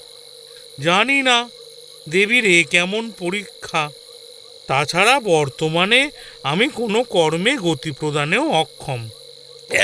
মাগো, এই যে গরলেরও আদব। বাবা। সাধক বিস্ফারিত নেত্রে বুকে হাত দিয়ে বসে পড়তেই আমি ভয়ার্ত কণ্ঠে জিজ্ঞাসা করি, এ কি হলো আপনার? শরীর গতি কি মন্দ ঠেকছে? এটা কি খাওয়ালেন? এই যে জল নয়, আমাকে দিয়ে দেবী এ কোন পাপ করাতে উদ্যত হয়েছেন? কি আবল তাবল বকছেন? জলের কলসি থেকে আর কি বা পাওয়া যেতে পারে? তবে এই প্রশ্নের মৌখিক কোনো প্রত্যুত্তর না দিয়ে সাধক আমার দিকে সেই পাত্র এগিয়ে দিতে আমি নিজেও আঁতকে উঠি। ওতে তখন শীতল বাড়িধারার বদলে টলটল করছে টাটকা তপ্ত কালচে রক্ত। অথচ নিজের হাতের দিকে ফিরে চাইতেই বোধ করি সেই রক্তের ছিটে ফোঁটাও আমার হস্ত স্পর্শ করেনি। এবার বুঝতে পারছি পরশর সাধক কেন 3 দিন পূর্বে এখান থেকে আত্মগোপন করলেন। আচ্ছা, উনি কোথায় গিয়ে উঠেছেন সেসব কিছু জানেন? না, তবে খুব শীঘ্রই ফিরে আসার আশ্বাস দিয়েছিলেন। না, ওনাকে যে ফিরতেই হবে, নাহলে অপর সাধকের রক্তে আমার জিহ্বা রাঙিয়ে তোলার পাপ খণ্ডন সম্ভবপর নয়। আপনি জানেন এই রক্ত কোথা থেকে এসেছে? এটা আমাদেরই সহযোদ্ধা শঙ্করনাথের চিহ্ন। গত পরশু থেকে তার শরীর একেবারে পাথরের ন্যায় নিশ্চল হয়ে পড়েছে। শুধু চোখ থেকে অবিরাম ধারায় জল ঝরছে আর মুখ দিয়ে রক্ত। না চাইতেও সেই রক্ত আমরা প্রত্যেকেই বিভিন্ন স্থানে দর্শন করে চলেছি। তাই আজ আপনার কাছে ছুটে আসতে বাধ্য হই।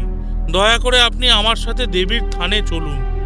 আমরা প্রত্যেকেই নিজের ক্ষমতা ও বিদ্যার দ্বারা সেই দেহে গতি ফেরানোর চেষ্টা করি, কিন্তু কোনো সদর্থক ফল প্রাপ্তি হয়নি। কিন্তু এত কিছুর মাঝে আপনি আমার এখানে উপস্থিত থাকার খবর পেলেন কার কাছে?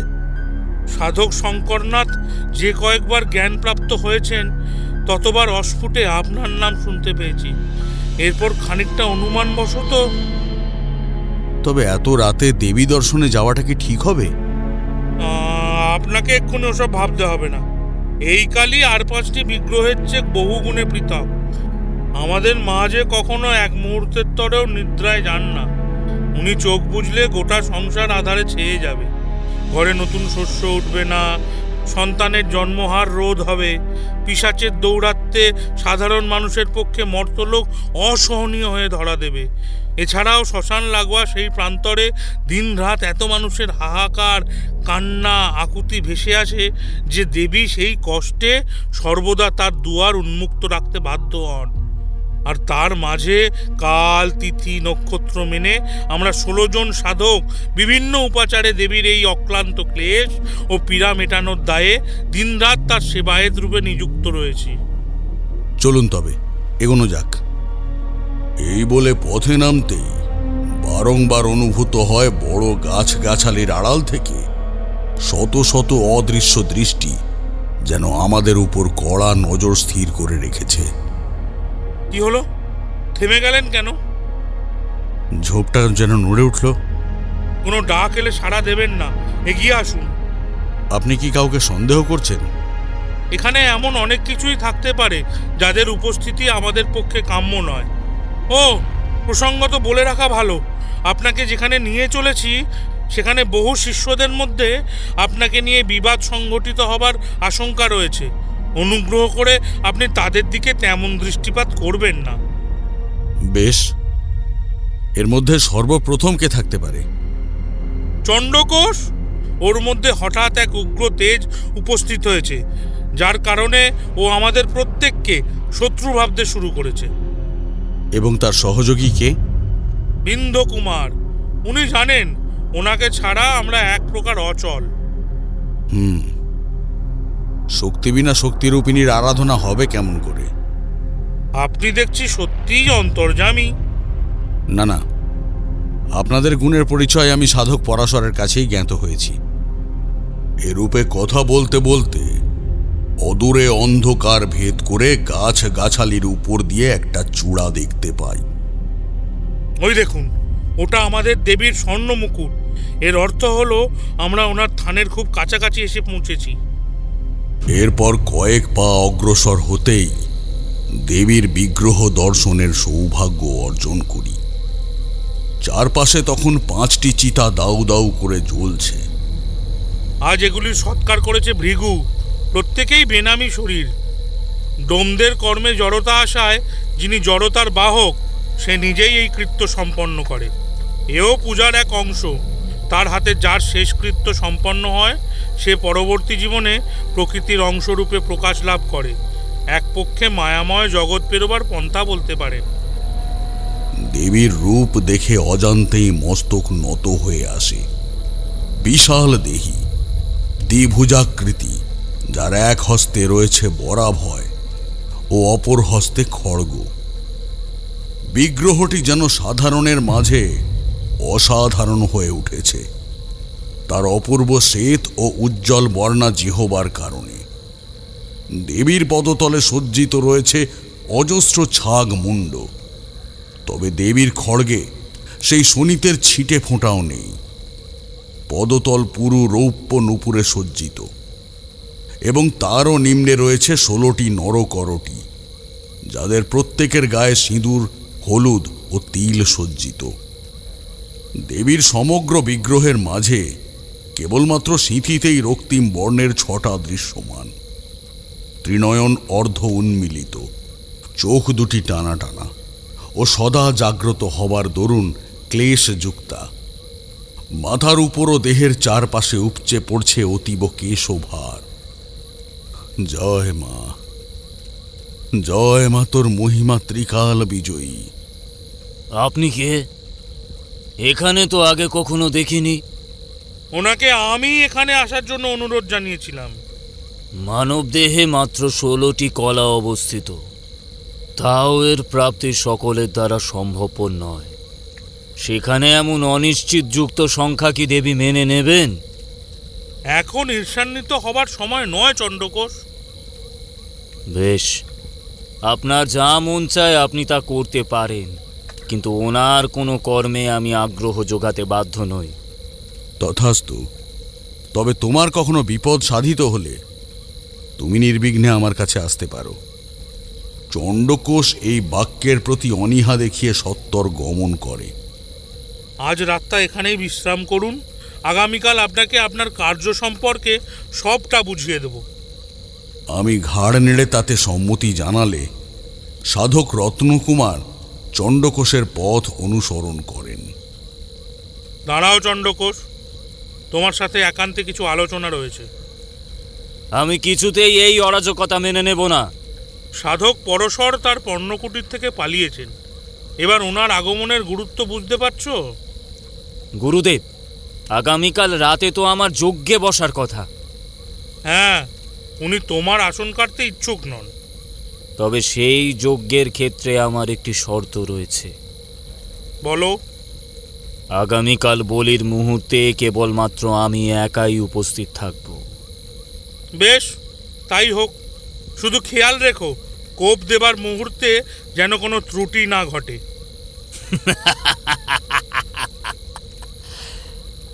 যথাজ্ঞা গুরুদেব, আপনার আদেশ শিরোধার্য।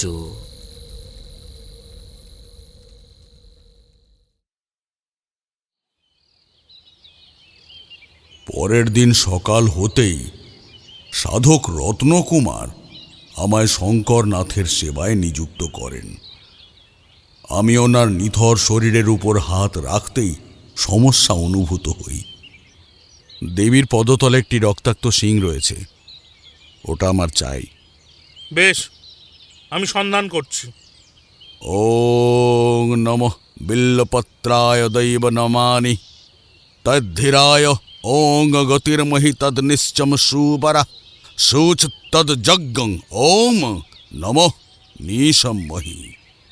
এইরূপে শঙ্করনাথের দেহ ভারহীন হয়ে ভূমি থেকে সামান্য উপরে উঠে এলে আমার ডাক পড়ে। এই নিন ঠাকুরমশাই, আপনি ঠিক বলেছিলেন। তবে এমন বস্তু ওনার এত কাছে গেল কেমন করে?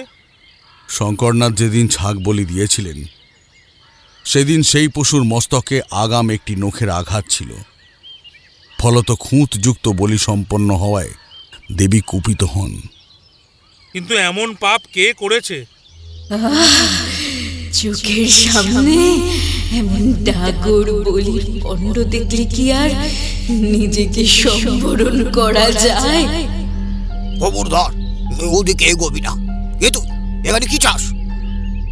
বহুদিন হলো মাংস খাইনি, তাই মায়ের পেশাদ ভক্ষণ করতে এসেছি। দাও না, দাও না, ওরে মুন্ডুটা আমায় দাও না। তাহলে এখন নয়, রাত গভীর হলে এখানে আসবি। এবার যা যা যা যা। বেশ, তবে এখন দাঁতে কাটতে না পারলে তাকে কি একবার স্পর্শ করে দেখতে পারি? বললাম তো এখান থেকে এখন বিদায় হ, বিদায় হ। সাধু, এত কঠোর হয়েও না সাধু। আমি এক সাধারণ নারী। তোমার যোগ্য কর্মে আমার দ্বারা এমন কি ক্ষতি সাধন হতে পারে, যার কারণে আমাকে ভয় পেয়ে এত অবহেলা করছো? আমি তোকে কেন ভয় পেতে যাব? তোর মধ্যে এমন কোনো গুপ্ত বিদ্যা রয়েছে যার কারণে তোকে ভয় পাওয়া উচিত? তাহলে একবার ওই বলির প্রাণ স্পর্শ করে দেখি। বেশ, এগিয়ে আয়।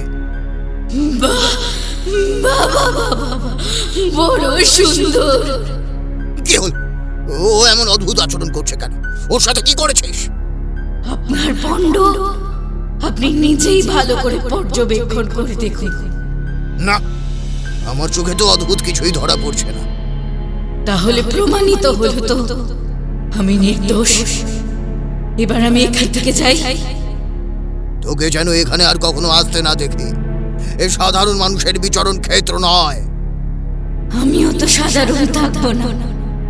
যে আপনাদের বিনিদ্রকালীর প্রসাদ পায় সে কি আর কখনো সাধারণ থাকতে পারে? ঠাকুরমশাই, আমি যে এখনো কোনো উত্তর পেলাম না। সময় এলেই সবটা জানতে পারবেন। বেশ। ক্রিয়ম ব্রজে নমঃসিদ্ধাং। এরপর সেই সিং সাধকের নাভিতে স্পর্শ করাতেই শূন্যে বিচরণ করা দেহটা সশব্দে ভূমিতে নেমে আসে।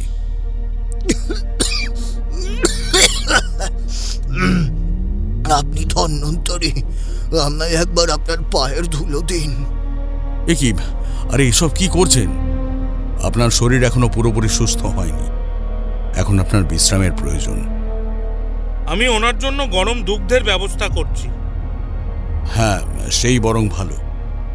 সেদিন রাতে ওই স্থানে শঙ্করনাথ কথাটা বলার সময় তার শরীরে ভয়াবহ রকমের কাঁপন সৃষ্টি হতে আমি তাকে থামিয়ে দিয়ে বলি, থাক, আমি সবটা জানি, এত চিন্তা করবেন না।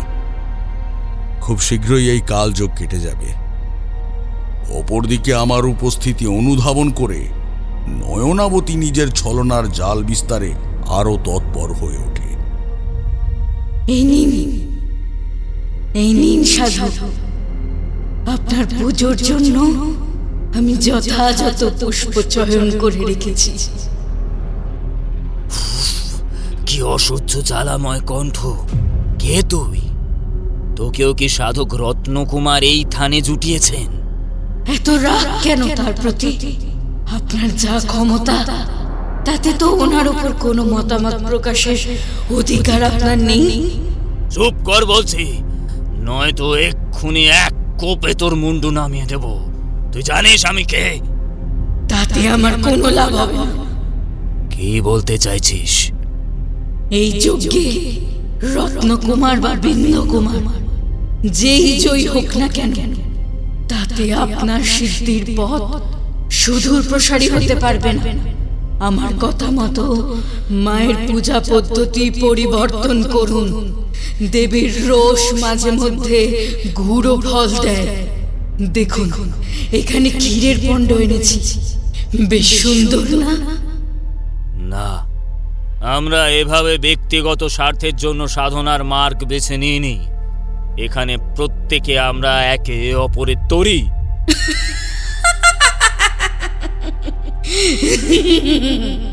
তাই বুঝি? তাহলে এক কাজ করুন, আজ রাতের বেলা মায়ের কাছে যে নৈবেদ্য নিবেদন করবেন, সেই অন্ন মা পেশাদ করে তুললে সেই ভোগ সর্বপ্রথম আপনি নিজে গ্রহণ করে দেখবেন। বলুন, এত দিনের নিয়ম খণ্ডানোর সাধ্য আছে আপনার? সাধক বিন্ধকুমার দীর্ঘ 70 বছর সাধনা করার পর এই স্থান অর্জন করেছেন। ওনাকে অবমাননা করার অর্থ নিজের শিক্ষাকে ছোট করা। মূর্খ, আপনারা সকলেই মূর্খ। আপনি কি জানেন তার জীবনকাল কত বছরের? না, সেই তথ্য জানা পাপ। এতে শিক্ষার ব্যাঘাত ঘটে, মনে হিংসার জন্ম হয়। তাহলে সেই সত্য আমি অনুধাবন করলাম কেমন করে? তুই যা বলছিস তা কি ভেবে দেখেছিস?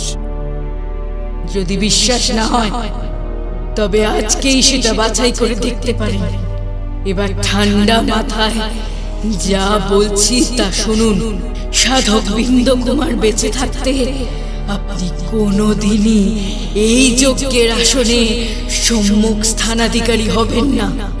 ওনার আয়ু কমপক্ষে 300 বছর।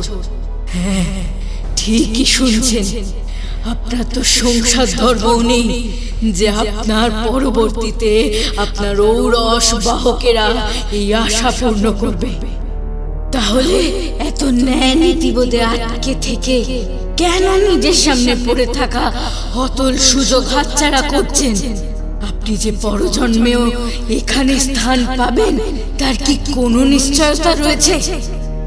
যদিও সাধক পরশরের হাতে আপনাকে পরজন্মে এখানে বেঁধে রাখার একটা শক্তি রয়েছে, কিন্তু সেই শক্তি কি উনি এত সহজে আপনার জন্য ব্যয় করতে রাজি হবেন? না না না, এ হতে পারে না। হে মায়া, তুই ছলনাময়ী। আমার চিত্তে কাল প্রবেশ করেছে, আমাকে ধ্যানে বসতে হবে। চলে যা। উফ, আমি তোকে আমার সামনে আর সহ্য করতে পারছি না। এর অর্থ আমার যুক্তি অকাট্য। বললাম তো, এসব আমি কিছুতেই মানতে পারবো না। সাধকের এঁটো খেলে পুণ্য হয়, কিন্তু শিষ্যার এঁটো কি এতই অস্পৃশ্য? উনি আমাদের সাথে এর বিরুদ্ধাচরণ করবেন না। বেশ, তাহলে পরীক্ষা করে দেখা যাক। বেশ, আমি প্রস্তুত। আজ তবে আমি আসি। ফলাফলটা আমি দূর থেকেই দেখে নেব। তুই কি আমাদের উপর নজর রাখছিস? দাঁড়া, যাস না। আমার কথা এখনো সমাপ্ত হয়নি। নিজের পরিচয় দিয়ে যা। না, এভাবে হবে না। কিন্তু ও যা বলে গেল তা তো পুরোপুরি অগ্রাহ্য করতে পারছি না। চণ্ডকোষ, তুমি এই সময়ে এখানে দাঁড়িয়ে কি করছো? এখন তো তোমার যজ্ঞে বসার কথা। হ্যাঁ, বসবো, কিন্তু তার আগে আমার আপনার সাথে বিশেষ কিছু কথা আছে। বলো, কি বলতে চাও? এই শ্মশানে আপনি আমার সবচেয়ে আপন। তবে আপনার সবচেয়ে কাছের কোন শিষ্য রয়েছে? অবশ্যই তুমি। তাহলে আজ যজ্ঞের আহুতি প্রদানে সর্বপ্রথম আসন যেন আমার হয়। এই প্রকার চাহিদার ফল কি হতে পারে তা একবারও ভেবে দেখেছ? আমি তো কখনো আপনার কোনো কথার অবাধ্য হইনি, কিন্তু তাই বলে কি সব সময় আমাকে আপনার ছায়া হয়ে থাকতে হবে? আমার নিজস্ব কোনো ক্ষমতা বা জোর কি এই সমাজে স্বীকৃত হবে না? কেন আমি যেখানে যাই না কেন সেখানে আমাকে শুনতে হবে আমি আপনাদের শিষ্য, তাই আমার কোনো ভুল হতে পারে না? কেন তারা এটা দিয়ে বিচার করে না যে আমি কতকাল ধরে তপস্যা করেছি এই বিদ্যা অর্জন করার পথে, রাতের পর রাত বজ্র বিদ্যুৎ ঝড় তুষারপাত সহ্য করে সেখানকার পরিবেশে মানিয়ে নিতে শিখেছি, রোদের তেজের সাথে লড়াই করেছি, তবু কেন আপনার এটো আমার প্রসাদ?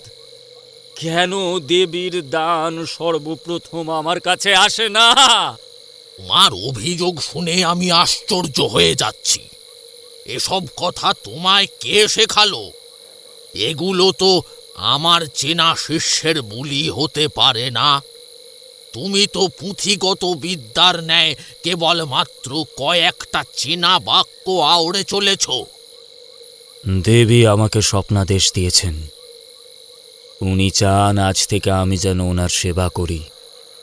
চণ্ডকোষ, এই স্বপ্নাদেশের কথা যদি সত্যি হয় তবে আমি তোমায় বাধা দেব না, কিন্তু যদি শুধুমাত্র নিজের জেদের বশে এমন মিথ্যাচার করে থাকো তাহলে এর ফল কি হতে পারে আশা করি সেটা তুমি শঙ্করনাথকে দেখে টের পেয়েছ। এবার কিন্তু আপনি আমাকে অপমান করছেন গুরুদেব। তোমার প্রতি এতদিন আমার দৃঢ় বিশ্বাস ছিল, কিন্তু আজ আমি তোমার যেই রূপ দেখছি তাতে কেন জানি না সেই বিশ্বাস বারংবার টলে যেতে চাইছে। তাও শেষবারের ন্যায় আমি এই সুযোগ তোমায় দেব। যদি দেবী আজ তোমার হাত থেকে নৈবেদ্য গ্রহণ করেন তবে আমি স্বইচ্ছায় নিজের স্থানে তোমাকে অভিষেক জানাবো। জয় হোক মা কালীর, জয় বিন্ধুকুমার সাধকের জয়। জয় মা কালী, জয় বিন্ধুকুমার সাধকের জয়। রাত প্রায় মধ্যবর্তী সময়ে আসীন। প্রত্যেকে পূজায় ব্যস্ত। কেবলমাত্র আমি শঙ্করনাথের শিশুর পাশে বসে তাকে পাহারা দিয়ে চলেছি। তবে হঠাৎ করে একটা শোরগোল কানে ভেসে আসায় চিন্তান্বিত বোধ করি। যা, এখান থেকে যত দূরে পারিস পালা। আজ থেকে তুই মুক্ত। তোর শরীরে আমি এমন চিহ্ন এঁকে দিয়েছি যা দেখলে কোনো জনমানবে তোকে শেষ করার সাহস দেখাবে না। দেখ মা, আমি তোর ধৈর্যের পরীক্ষা নিতে পারি। এ তুমি কি করলে চণ্ডকোষ? আমি যে নিজের চোখকেই বিশ্বাস করতে পারছি না। বামা মতে পুজো শুরু হবার পরেও এভাবে বলির ঠিক আগের মুহূর্তে বলির জন্য বাছাই করা সবচেয়ে উৎকৃষ্ট পশুকে সিঁদুর তিলক পরিয়ে মুক্ত করে দেওয়া এ তো ঘোর অনর্থকের চিহ্ন। তুমি কি ক্রোধের বশে ভুলে গিয়েছ দেবীর কাছে সঠিক সময়ে টাটকা সন্নিত না পৌঁছালে উনি ঠিক কোন রূপে তাণ্ডব করতে পারেন? আমি আপনার কাছে এরূপ বিরুদ্ধাচারণ আশা করিনি। প্রথমত আজকের রাতে আমি একাকী দেবীর সেবা করার আবেদন জানিয়েছিলাম, কিন্তু আপনি আড়াল থেকে আমার উপর নজর রেখে সেই প্রতিশ্রুতি ভঙ্গ করেছেন। আর দ্বিতীয়ত দেবী কোনো নিরীহ পশুর রক্ত নিতে চান না। তাহলে তুমিই বলে দাও, রক্ত বিনে বামা মতে কেমন করে পূজা করা যায়? নর বলি দিতে হবে। মানুষের রক্তে যেই তেজ থাকে তা অন্য কোনো প্রাণী নেই। তাহলে এর জন্য এমন কোনো ব্যক্তির অনুসন্ধান করতে হবে যে স্বেচ্ছায় দেবীর পদতলে নিজেকে উৎসর্গ করতে প্রস্তুত। এমন মানুষ তো প্রতিনিয়ত আমাদের চারপাশে ঘুরে বেড়াচ্ছে। তুমি ঠিক কাদের কথা বলতে চাইছো? আমি, আপনি আর আমাদের সাথে রয়েছে সেই শঙ্করনাথ। বাবু, বাঁচাও, বাঁচাও, কে কোথায় আছো? বাঁচাও। কি হলো? আপনি এমন করছেন কেন? কোথায় কষ্ট হচ্ছে বলুন। আপনি শীঘ্রই যজ্ঞস্থলে যান। আমার উপর মায়ের কোপ পড়েছে। শুধু আমি নয়, একে একে সকলে শেষ হবে। আপনি যান তাড়াতাড়ি। কিন্তু আপনাকে এমন রক্তাক্ত অবস্থায় ফেলে যাব কেমন করে? আমাকে বাঁচাবার আর কোনো পথ নেই। পিছুটা ত্যাগ করুন। যান, যান। অপরদিকে তখন চণ্ডকোষ একখানি ক্ষীরের পাঁঠা হাজির করে বলে, আজকে একে বলি দেব। বিন্দুকুমার, ওকে আটকাও। দেবীর পূজা কোনো প্রহসন নয়। আমি নিরুপায়। আজ সবার আগে ওকে স্থান দিয়েছি। এই মুহূর্তে ওর উপর কথা বলার অধিকার যে আমার নেই। হায় ঈশ্বর, এ কোন বিপদের সম্মুখীন করালে? আপনারা কেউ চিন্তা করবেন না, এই মিষ্টান্ন বলি দিলেও গল গল করে সেখান থেকে টাটকা রক্ত বের হয়ে আসবে। আর তারপর দেবী সেটা ভক্ষণ করবেন।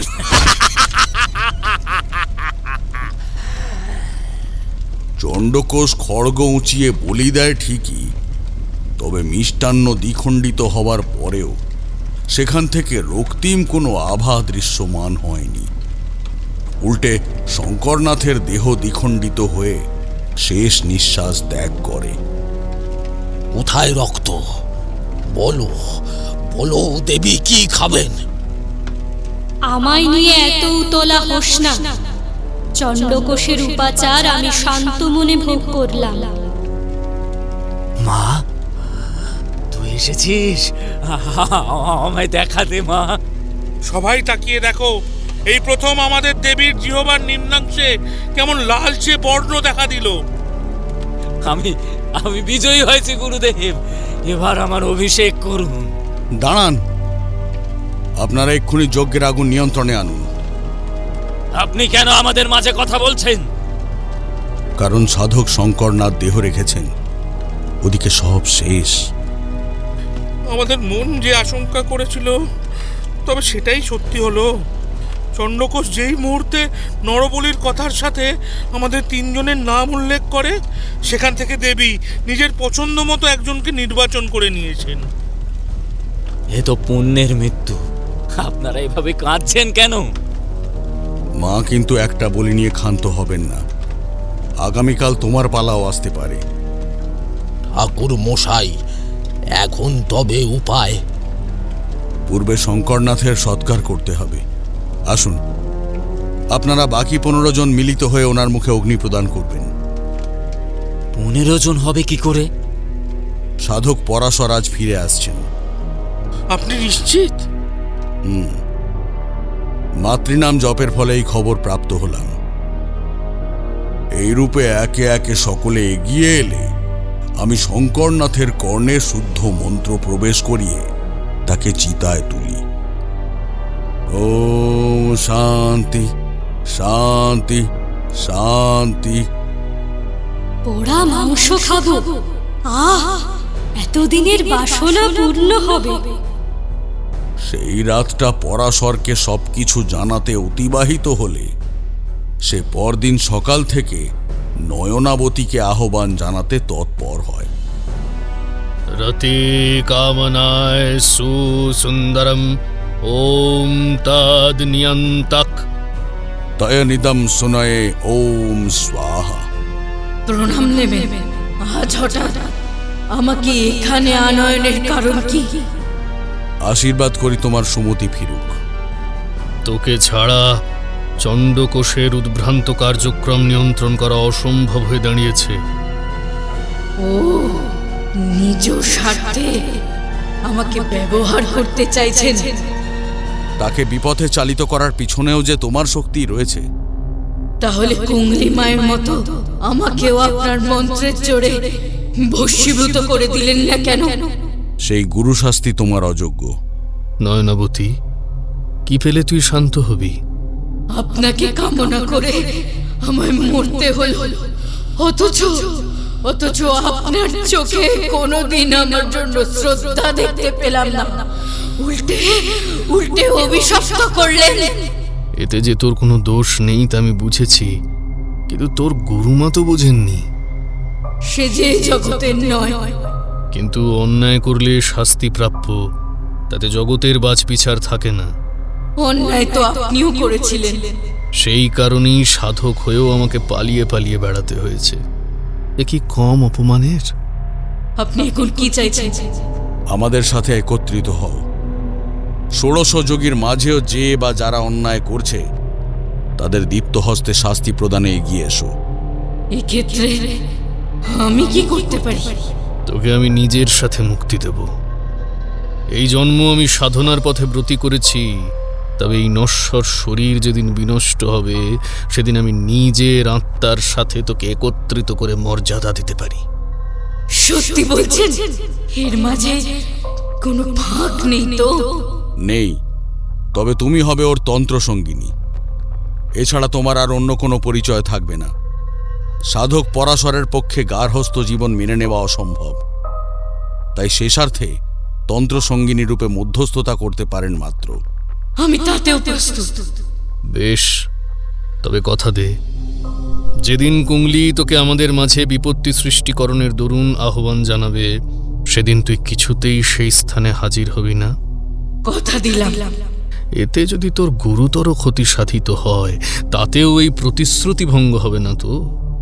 না, আমি এই সূক্ষ্ম যোগে পৈশাচিক ক্ষমতা প্রাপ্ত করেছি, তার দ্বারা ওনার বাণ রোধ করা সম্ভব। বেশ, তবে এই কথাই রইল। নয়নাবতী সামনে থেকে অদৃশ্য হতে পরাশর সাধক আমায় জিজ্ঞাসা করেন, কোনো পিশাচিনীকে এতটা ভরসা করা কি উচিত? তার চোখ বিশ্বাসঘাতকতা করবে না। বেশ, আপনি যা ভালো বুঝবেন তাই করুন।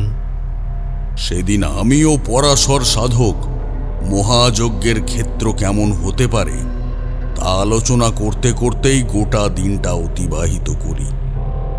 পঞ্চম দিনে দুপুর গড়িয়ে আসতে সামান্য কিছু আহার্য সেরে সাধক বিন্ধ কুমারকে নিয়ে পূজা শুরু হয়।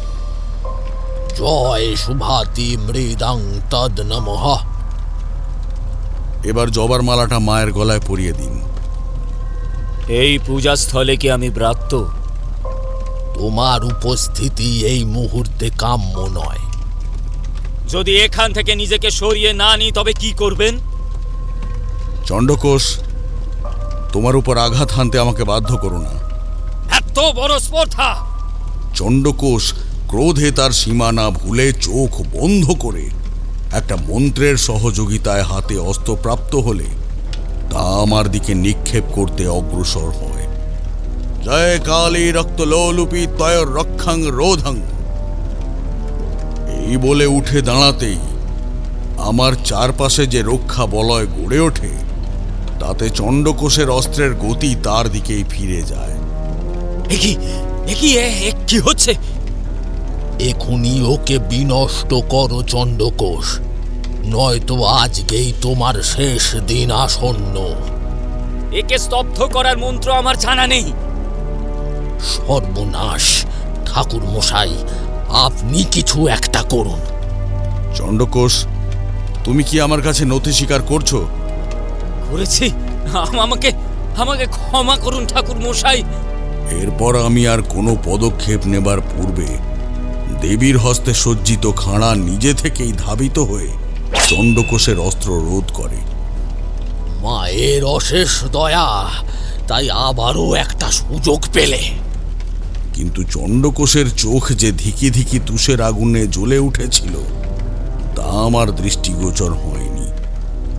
এরপর ষষ্ঠ দিন মায়ের কাছে সংকল্প রেখে এক মরদেহ উপস্থিত করে তাতে তন্ত্রোক্ত ক্রিয়া শুরু করলে চণ্ডকোষের অপার অনুরোধ থাকে আমার সাথে সামনের আসনে বসার অধিকার দিই। সব সবায় তয় নিদয় সুতপং করণাং ওং বসাষ্ঠামি। ওম স্বাহা। এবার সবের কপালে কর্পূর প্রজ্বলন করো। ঠাকুর মশাই, আপনার কাছে আমি কি আবদার করেছিলাম তা মনে আছে তো? হ্যাঁ, সেই মতো আজ এই স্থানে কেবলমাত্র তুমি আর আমি উপস্থিত রয়েছি। জয় বিনিত্র কালীর জয়।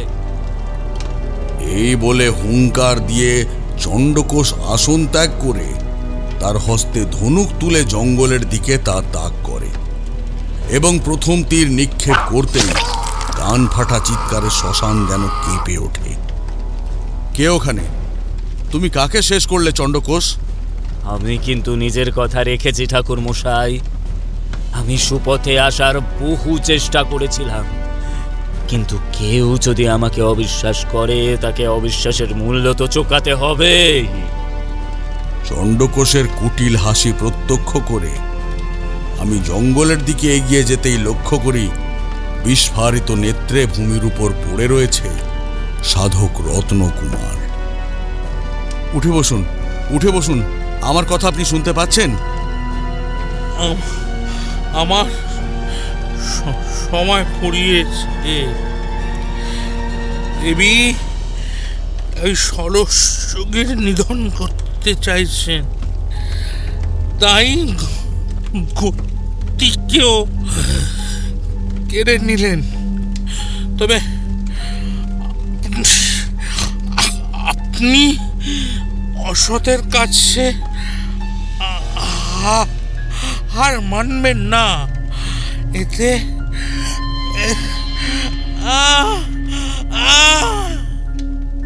সাধকের কথা অসমাপ্ত থাকাকালীন অবস্থাতেই উনি দেহ রাখেন। তবে বাকিদের নিরাপত্তার কথা মাথায় রেখে আমি সেদিন চণ্ডকোষের সাথেই অনিচ্ছা সত্ত্বেও পূজা সম্পন্ন করি। মাঝে আরেকটি দিন নির্বিঘ্নে অতিবাহিত হয়ে আসীন হয় সেই মহাযজ্ঞের ক্ষণ। সাধক রত্নকুমারের দেহ আজ মায়ের সাথে সংযোগ স্থাপনের আধার, যেই কারণে শঙ্করনাথের সৎকার করা হলেও আমি রত্নকুমারের সৎকারে বাধা দিয়েছিলাম। আপনার কথা মতো তীর, পলিমাটি, গঙ্গাজল, 501টি জবার মালা, 50টি পোড়া শোল, বাতাসা, বিল্লপত্র, দুর্বা, সুপারি, হরিতকি ও আরও যা যা কিছু আনয়নের ব্যবস্থা করতে বলেছিলেন সব হাজির করা হয়েছে। বেশ, চণ্ডকোষ, কোষাকুষি থেকে দুগ্ধ তুলে নিজের হস্তশুদ্ধি করো। ওং অপবিত্রং পবিত্র বা সর্বাবস্থাগতপি বা যৎসরিৎ পুণ্ডরিকাক্ষং সবচ্চ অভ্যন্তরে শুচি। এরপর আমি দেবীর কাছে ক্ষমা প্রার্থনা করে সাধক রত্নকুমারের দেহের উপর এক পায়ে দণ্ডায়মান হয়ে মন্ত্রোচ্চারণ শুরু করি। পৃথ্বী তয়া ধৃত লোকা দেবিত্তং বিষ্ণুনা ধৃতা তঞ্চ ধরায় মাং নিত্যং পবিত্রং করুচাসনং। সাধক নীলোৎপল, আপনি রত্নকুমারের দেহে ঘৃত ও চন্দনের প্রলেপ দিন। আর কাশীপুরা সাধক, আপনি শবের মস্তক, পদ ও 2 হস্ত বরাবর ভূমিতে ওই পলিমাটি 4 ভাগ গেঁথে তার উপর হরিতকি বসিয়ে একটি করে তীর গেঁথে দিন। ওম নমো নমঃ। এই রূপে রত্নকুমারের দেহ ভূমি থেকে সামান্য কিছুটা উপরে উঠে আসতেই দেবীর বিগ্রহ আমাদের চোখের সামনে অস্বাভাবিক রকমের বিশালাকার রূপ ধারণ করে। ঠাকুরমশাই, মা যে সবাইকে গ্রাস করতে চাইছে। এটাই কি তোমার মনোবাঞ্ছা ছিল না? না, আমি ভুল করেছি। মিথ্যে ক্ষমতার মোহে সকলকে পরাস্ত করতে উদ্যত হয়েছিলাম। মনে হয়েছিল প্রত্যেকে যদি মারা যায় তাহলে কেবল আমি এখানে শাসক হয়ে উঠব। কিন্তু দেবী যে কেবলমাত্র একজনের আহ্বানে তুষ্ট নন, একথা আমি বুঝতে পারিনি। আমি এই মুহূর্তে নিজের সমস্ত ভুল স্বীকার করছি। অনেক দেরি হয়ে গিয়েছে তারানাথ, আমি অভুক্ত, আমায় নররক্ত দিয়ে তুষ্ট কর।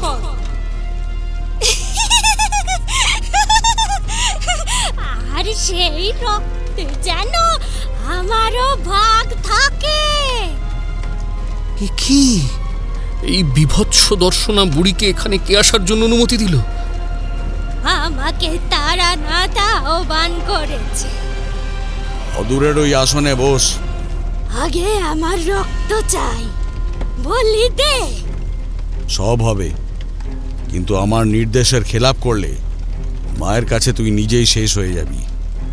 স্বয়ং তৎ নয় নয়াম। পরশরের মুন্ডুটা যেন আমি পাই, ওতে কোনো কালির ভাগাভাগি নেই। আর যদি তা না দিই? তবে আমার দাঁতের তলে তোর চোখ দুটো পিষ্ট হবে। এই বলে কুংলি আমার দিকে চক্ষু উপড়াতে ধাবিত হলে আমি মায়ের পদতল থেকে জবা ও আগে থেকেই গুছিয়ে রাখা কর্পূর মন্ত্র দ্বারা প্রজ্বলন করে তা কুংলির সামনে নিক্ষেপ করি। এসবে আমাকে আর বেঁধে রাখা যাবে না। হায় রে আমার নয়নাবতী, শাপিত দৃষ্টি দে, তোর পরাণের বেগ এসেছে, রক্ত খাবছে।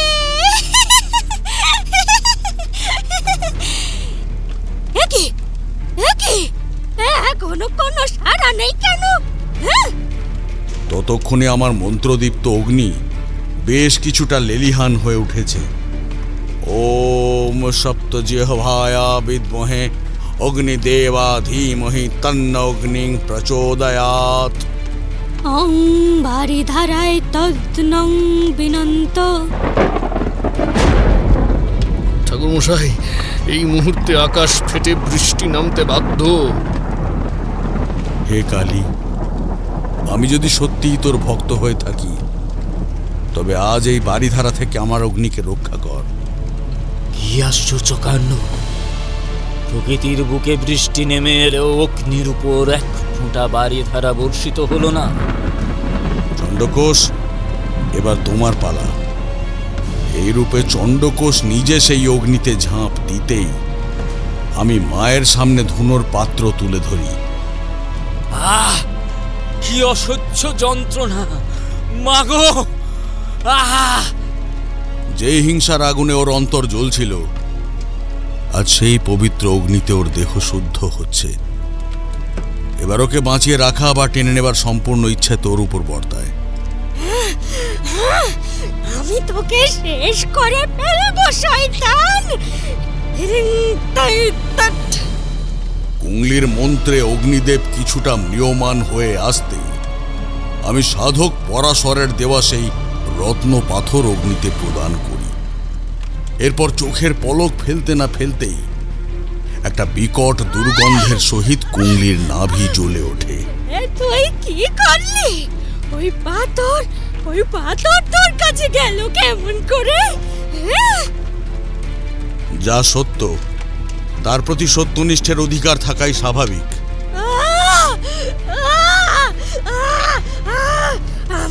আমি আবার আসবো।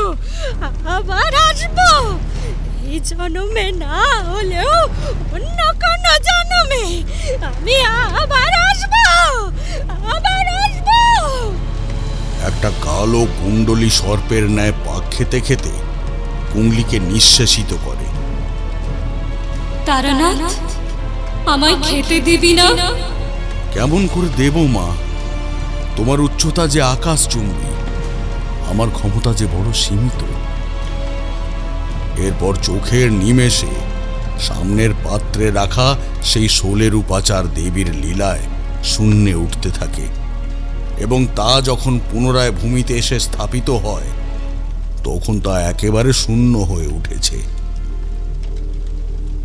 মা, কথা দাও মা, কথা দাও যে এদের তুমি রক্ষা করবে। এক অংশ বিচ্ছিন্ন হলে অপরেরা বাঁচবে কেমন করে? কিন্তু ওরা যে সত্যিই অনুতপ্ত। জানি, ওরা যা কিছু করেছে সবই আমার নির্দেশে। চটুলতা, কপটতা, সততা, দৃঢ়তা, এই প্রতিটি অংশ আমার প্রেরিত।